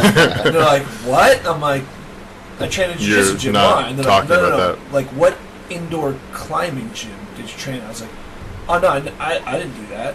And they're like, "So this was your first time?" I was like, "Yeah." They're like, "Give me your fucking rope." They're like, "What's wrong with you, man? You're supposed to have done that first." I was like, "Oh, I don't know." I'm like, "I went with that guy down there." You got down, though. Yeah. I made it. What did you do, man? I remember that, once that realization hit me, I was like, "Oh, all right, these guys are yeah, maybe you shouldn't be up here," kind of guy. Like, fuck it. No, you were good. No, it was a good time, man. I fucking loved it. I'm really Yeah, time just goes so fast. We got to set a date, otherwise we'll never do it. any weekend in September. All right. You just tell me when, and I'm in. I think with the Gunks again. Is that what Yeah, that's the easiest place to go. It's sick, man, because I've been hiking a lot more lately, which is fun in its own right. But you kind of like, you go through this difficult portion of climbing, and then you get the reward of like that sick view at the end. It's real cool, man. Like when you get to the top, that feeling of like accomplishment, and you get the view, it's sweet. You know, I mean, Alex is alright to hang out with, so. All right. Until I beat you at basketball. Dude, listen.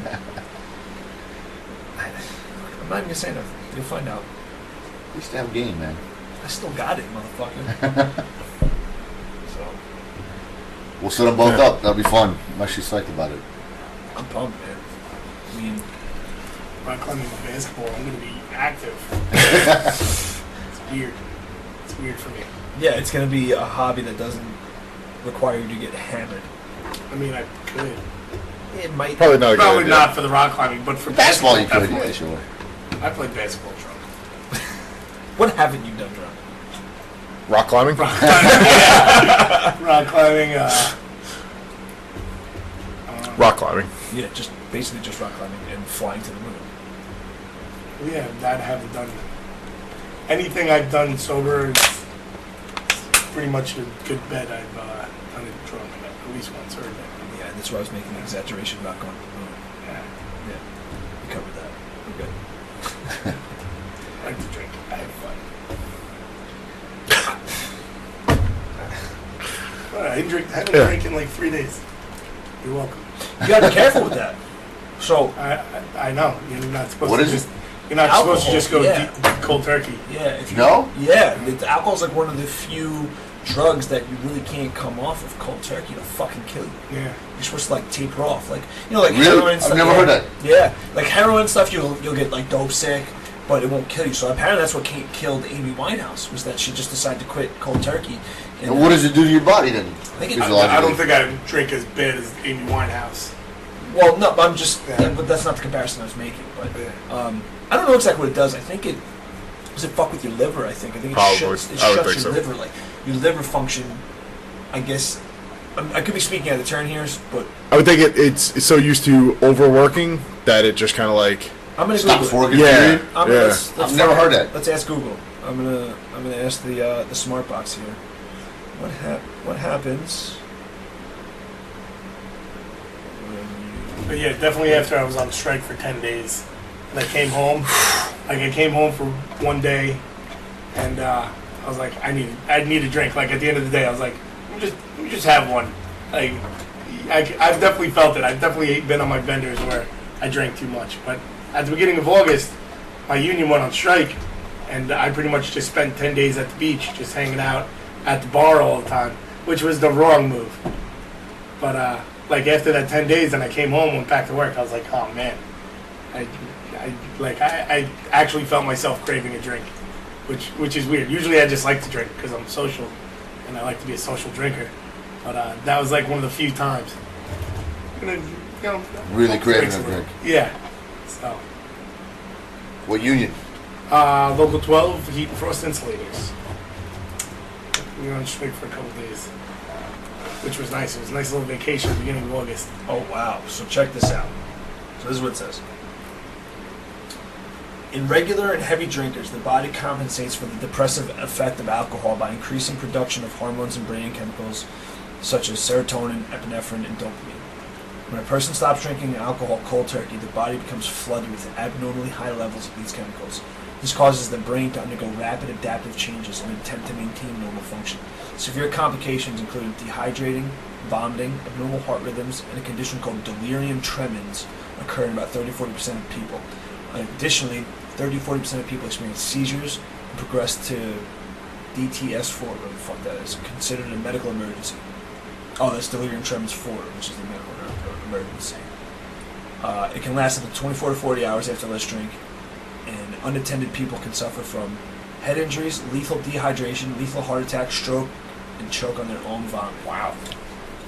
So you're saying I aggressive. should Keep drink? drinking. Yeah. So I should drink tomorrow. probably a good idea for your own safety. Yeah. That's your excuse for No, now. well- I'm drinking for my own good. Once the summer's over, I'm going to attempt just the weekends for a while. It says detoxification from alcohol is a 3-phase process. Okay. I'm learning a lot right now. Yeah. The first phase I occurs feel like over- this is an intervention.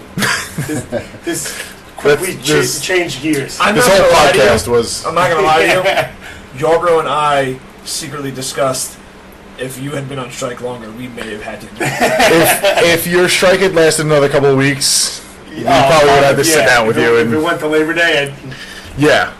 Oh yeah, it would have been bad.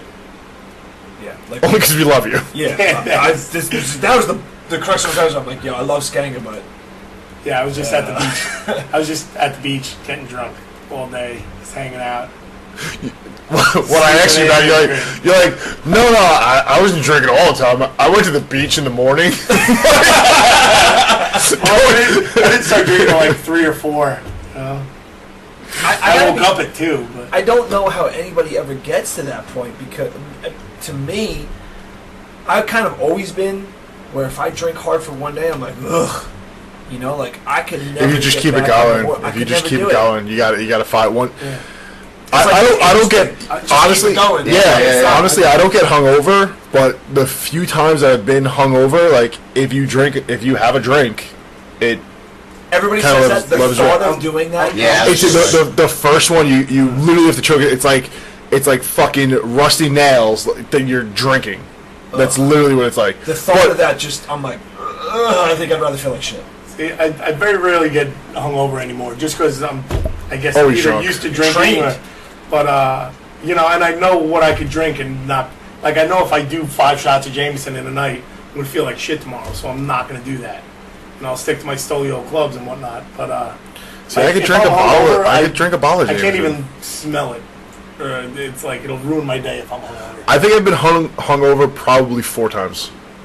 Like Ever. I never got hungover until I hit 25. Never experienced the hangover until I hit 25, and after that, it was just like, fuck this. I mean, I've been I process alcohol really it's well. terrible. Yeah.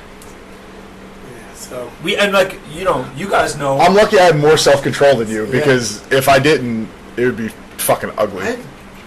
No self-control. I used to drink pretty hard. You know, you Very remember. little self-control. This guy used to have a luau annually at his old house, and we would go hard, bro. Oh well, we It have was- a luau. I love luau's. Uh, I'll get a hula skirt. I mean, we could. I'm in just for that idea. We could. We It's probably a- have a sick luau too. We would have a fuck. All right. In the luau? I'd go to the well. Fuck yeah, we gotta put you in a skirt though, dog. Basketball in the morning, Ice luau luge? in the afternoon.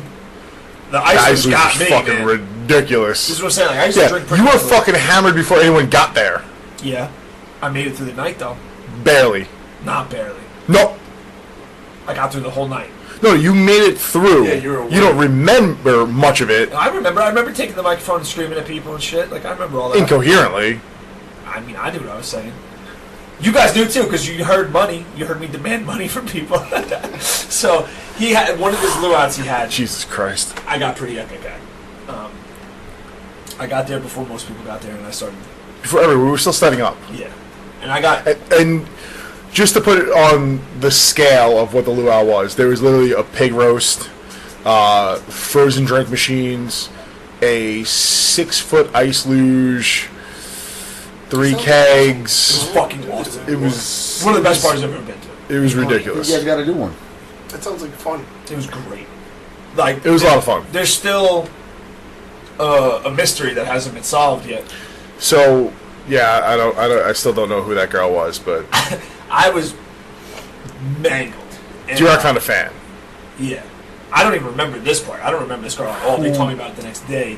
Literally, so he was there early. We hadn't even been fucking finished setting up yet, and he's starting to drink hard, not easy, and no one else is there. He's doing ice luges, just fucking out of control. So we're like, me and my roommate at the time, we're like, yo, D-Rock, you have to slow down. You're gonna fall. Like, you're gonna fall. Like, you're gonna die. You have to slow down. At some point throughout the day, because we literally started at like 12 o'clock, and it went till 3 in the morning. And I kept telling everybody, I'm like, I'm still standing. I'm He's- still standing. I was Oh, till like 8 o'clock, and then around like 8 o'clock, a girl started following him around. He's still standing. I'm like, who the? Like, who are? Where did you come from? Like, I don't know you. I know everyone here. This is my house. This is my fucking party. I invited everyone here. I mean, it got a little out of control because, like, at the time I worked at the Nutty Irishman, so there was like people from the bar there. There were people that I grew up with there, and like friends of friends, just friends of friends of friends. But I still knew everyone that was there, except her. Except her. She's the only one that I don't know who the fuck she was. I'm just picturing this girl. He's still standing. Yeah, like every time. This went on for a while to the point like it got annoying. I'm gonna say probably till like 12:30. So for a good like 4 hours, like every time like I would see him, he'd be like, "Bro, how you doing?" He's still standing. I'm like, who the fuck? Where? And she like pop out of nowhere, like fucking, like out of a garbage can, like, "Hey, what's going? He's still standing." I might have got laid that night. I don't even know. Like who the? Oh god, I don't even want to fucking go down the stories of. Well, that's a whole nother story. There's some people that did have sex that regret doing it. Whoa. But dude, so he had the ice luge, right? And I'm all fucked up, so I'm like, our friend Chris Roach, I remember this. I'm like, Chris, just mix them. So he takes like every type of booze there was in ice luge. The ice luge filled up like above my nose. And he just sat there and fucking drank it. Crushed it down. I turn around. I'm like, I'm still standing. The second I get that sentence out of my mouth, I turn around and projectile vomit all over Lisa Pecora. Yes. It happens. She probably deserved it. And then, and then, so now I'm like, walking through, like, I tried not to get too out of control. Like, the year before, I got really fucking wasted. So I was like, you know what, I'm gonna try and stay somewhat lucid and fucking calm. So another one of our friends is like, they're like, "Yo, you got a folding chair?" I'm like, "Yeah, wow, what's up?" I forgot about this. And he's like, "Yo, D-Rock's gonna take a chair shot on the lawn." I'm like, all right, cool. I'm like, what's that? I don't know what the fuck you're talking about, but I'm thinking like something weird is like taking like a second story fucking shot or something like that. No, I walk out on the front lawn, and our friend Lex has a fucking folding chair, steel folding chair, folded up, and has it cocked back about to smash D-Rock in the fucking face with it. Dude, the whole party is out front. Like, no. So yeah, I'm like, I fucking grab it. I'm like, if you fucking move your goddamn hands again, I'm gonna beat the shit out of you. Like, what is wrong with you? He's like, what? I've done it before. I'm like, I don't fucking care. No one's gonna get their skull cracked open on my front lawn. Like, that's not happening. Dude, he would have tapped you. I want to hang out with. You had the tiniest cut, and because of how drunk you are, you would bled for a month. Yeah. Well, so the reason why that happened is a couple weeks beforehand, we were at a party playing flip cup and stuff, and I don't remember exactly how it happened, but I was talking shit to my buddy Dave. He said something about hit me in the head with a chair. I was like, "Bet you won't, motherfucker," and he cracked me. And I was like, "I've been hit harder than that, you pussy." And I was like, "Do it again." And he was like, "Are you serious?" I was like, "Yeah, hit me hard this time." And he fucking did. So I took 2 shots to the head with a steel chair, both pretty fucking hard. And we were young, 21, 22 years old, so like it was like a badge of honor at the point. I was like, "Yeah, fuck, I'll do it again. Let's go, motherfucker." I was all drunk, and I'm like, "Yeah, do it again." And then maybe that's how you get those headaches nowadays. Yeah, I'm not gonna lie to you, dude. That's crossed my mind. It's definitely crossed my mind. Like, not the smartest thing I've ever done. Probably not. No, but I was a young fucking idiot. The worst part of that night was putting him in charge of not letting. So my stepfather was a 6-degree black belt in Kempo. So we had a school built out like literally off the house, like a huge ass school that he would teach classes and stuff. And we actually got porta potties. So I'm like, everyone pees outside. No one goes to my fucking house. Real simple. And the easiest way to get in the house from the backyard was through the karate school. Yeah. So I'm like, D-Rock, don't let anyone in the house. No problem. No problem. I got it. I was hammered at this point. So I fucking walk. I'm in the front yard. Turn to go back in the house. And it's like 6 girls in my fucking house. They were girls, though. I'm like, what? Well, that was his argument. But by the time I got back to the back door, there was like 40 people in my house. Yeah, a little bit of an exaggeration. There were 40. Plus, And there was a samurai sword that went missing. No, the samurai sword had already been missing at this point. And then Volmer was letting other people in too. This party sounds awesome. Oh, it was fucking. It was pretty epic. It was epic. It was ridiculous. It gets better. It gets I did better. more dumb shit. Oh yeah. So now we had we probably had like close to $1,000 worth of beer and liquor at the party. You skipped how we started patting everybody down. Oh yeah. We started patting people down for a samurai sword. We made everybody like, yo, if you're leaving, you're only leaving through this gate, and you gotta get patted down. So it was me and Butch patting people down. Yeah. It was like. By the way, P.S. The samurai sword was never missing. No, it wasn't. It wasn't. Be hard to hide. I don't remember where it was. I just remember finding out later that it wasn't. Yeah, it wasn't actually missing. It was moved beforehand. I didn't realize that my roommate moved it. Yeah. I was like, good call. You should have let me know about that, though. Because we pat like 1,000 people down. Yeah. That's great. So when's this party happening? Hopefully soon, man. I don't know if I can live up to the person I was. I feel like at a luau party, it'd be real hard to sneak out with a samurai sword because I'm imagining people in shorts and t-shirts. Yeah, it's like, flip-flops. Where you can have a sword? I remember being like, dude, there's a lot of people with cargo shorts. So that was just the drunk mind state that we were all fucking hammered. So there was a DJ, right? So it was like a PA system and all that. Yeah, so my roommate was a DJ, so we had a legit like setup, full out DJ setup for music and everything like that. So we actually wound up running out of booze.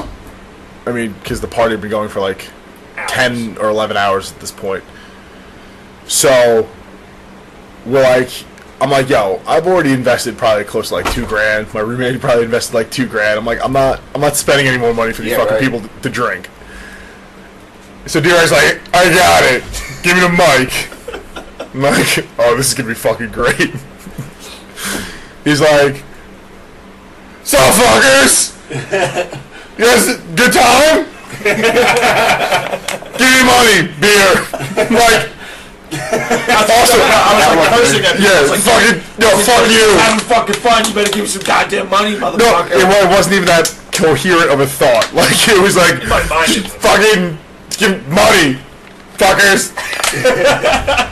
fuck, beer. Fuck. I'm like, okay, cool, buddy. So I take the bike and we wound up collecting a shit ton of money, and then we walked to the bodega across the street. Yeah, I remember you fucking walking with us. We were probably 3 shopping carts full of beer. Yeah. The cops roll up, and I was like, yeah. Dude. He's like, yo. With the cops. And he's like, yeah, we're all 21. I'm like, we're all of age, and we're not driving. He's like, oh, okay, cool. Yeah, I was fucking retarded. Oh, God, that was fun. I could. If we should do another luau. We should do another party, but I won't be able to live up to the guy who wasn't. No, that was. You don't want to. No. I was like Will Ferrell in. Yes. I was thinking of when he was talking about the mic. That's pretty much as close as it got to a real life Frank the Tank.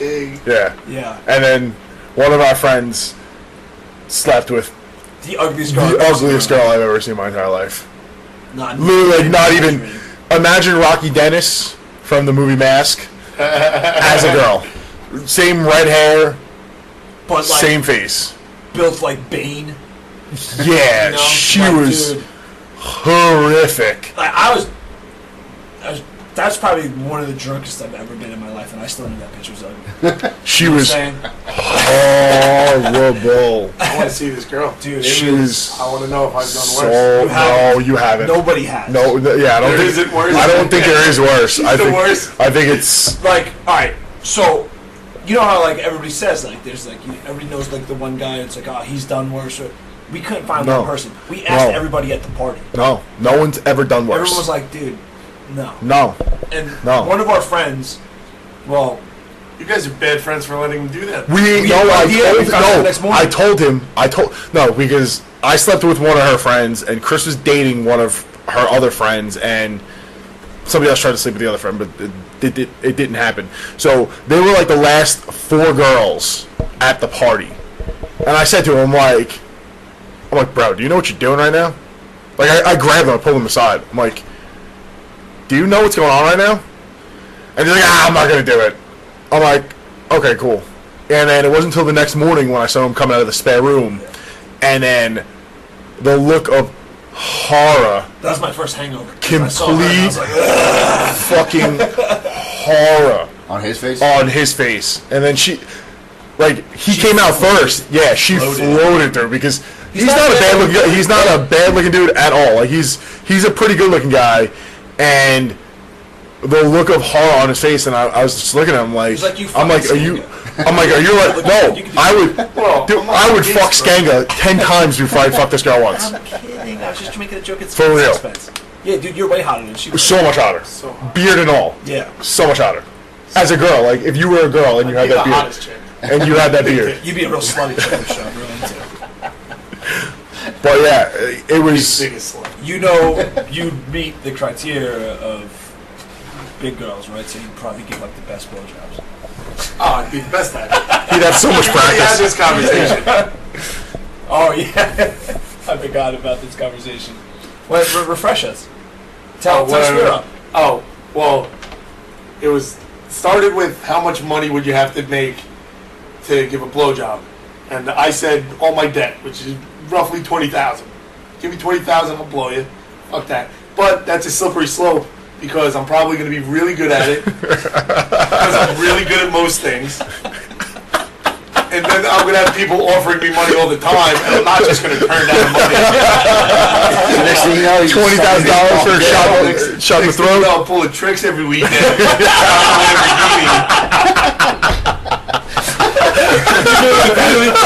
Dick sucker, like DSKR. So, Mrs. Skanga, if you ever listen to this podcast, just like the Tommy D one, we're sorry. Your son ever comes over With the Lamborghini, you know where that money came that's the from. funniest things all night, man. I'm gonna be good at it. Be great at it. It's a Curtis, huh? Overachieving. Oh, Jesus I'm not Christ. going to do it half-ass, like you're paying me money. Go to work to He work. feels the same way about the structural engineering. Yeah. You missed that part of the podcast. Well, yeah, talking about, I was out at Best Buy and Target getting all the cords last second. I wasn't. And you guys forgot to get. I wasn't blaming you. I was just saying you missed it. I thought you guys had this shit all set up when you moved here. We had most of the stuff set up. No, but the mics and everything are all new. I was kind of pissed all the mics were on and working when I got here because you guys made me run to Best Buy to get stuff. Sorry. We still kind of need what you got, but not You really. just made it work. Yeah, I made it work. It's not. What do you think, though? What do you think Optimal about the new performance? setup? Nice, the man. last one at your house. was at my house when we were still, we had those. You were late then too, man. Every time I'm here. Sorry. Well, I was actually going to be very on time for this one, but they made me run back out. Don't say that. I didn't. I had nothing to do with it. No, this is nice. Nice setup. I like the speakers. I don't know. Official I feel much more official.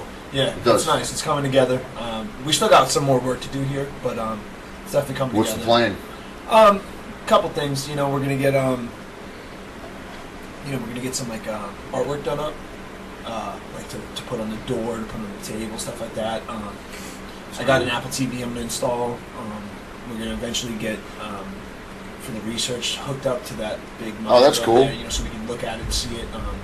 And eventually, we have a vision where, we have a podcast guest come on and we can share space with them to do some work. We have our friend Matt is a photographer, so maybe let him use the space to do some photography, do some art, stuff like that, and even kind of having a place to just hang out and chill, and turn it We into got our casting couch over there. That's right. yeah. Skanga's gonna be big. Skanga's like- I was starting. He just eyed it up. He's like, I need a better couch Gotta than live my that. standards. But yeah, If you're getting $20,000 per shot, fucking, you could get a much nicer couch. I could make like a couple $100,000 a weekend. yeah, but you don't want to ruin the couch. You don't want to get a real expensive couch. No, you do like the Italian and get the fucking plastic covering on it. All right, let's go down slowly. Sorry. All right, let's wrap this fucking thing up. Yeah, we're almost at 2 hours anyway. Alex, now that we talked about sucking dicks, plug your company. ASES Engineering. AS Engineering Services. Holy shit, they're a fucking sponsor. I say it before every goddamn podcast. You say it, not me. Yeah, you did it in the beginning though, fuckface. That was weeks ago. That was weeks ago.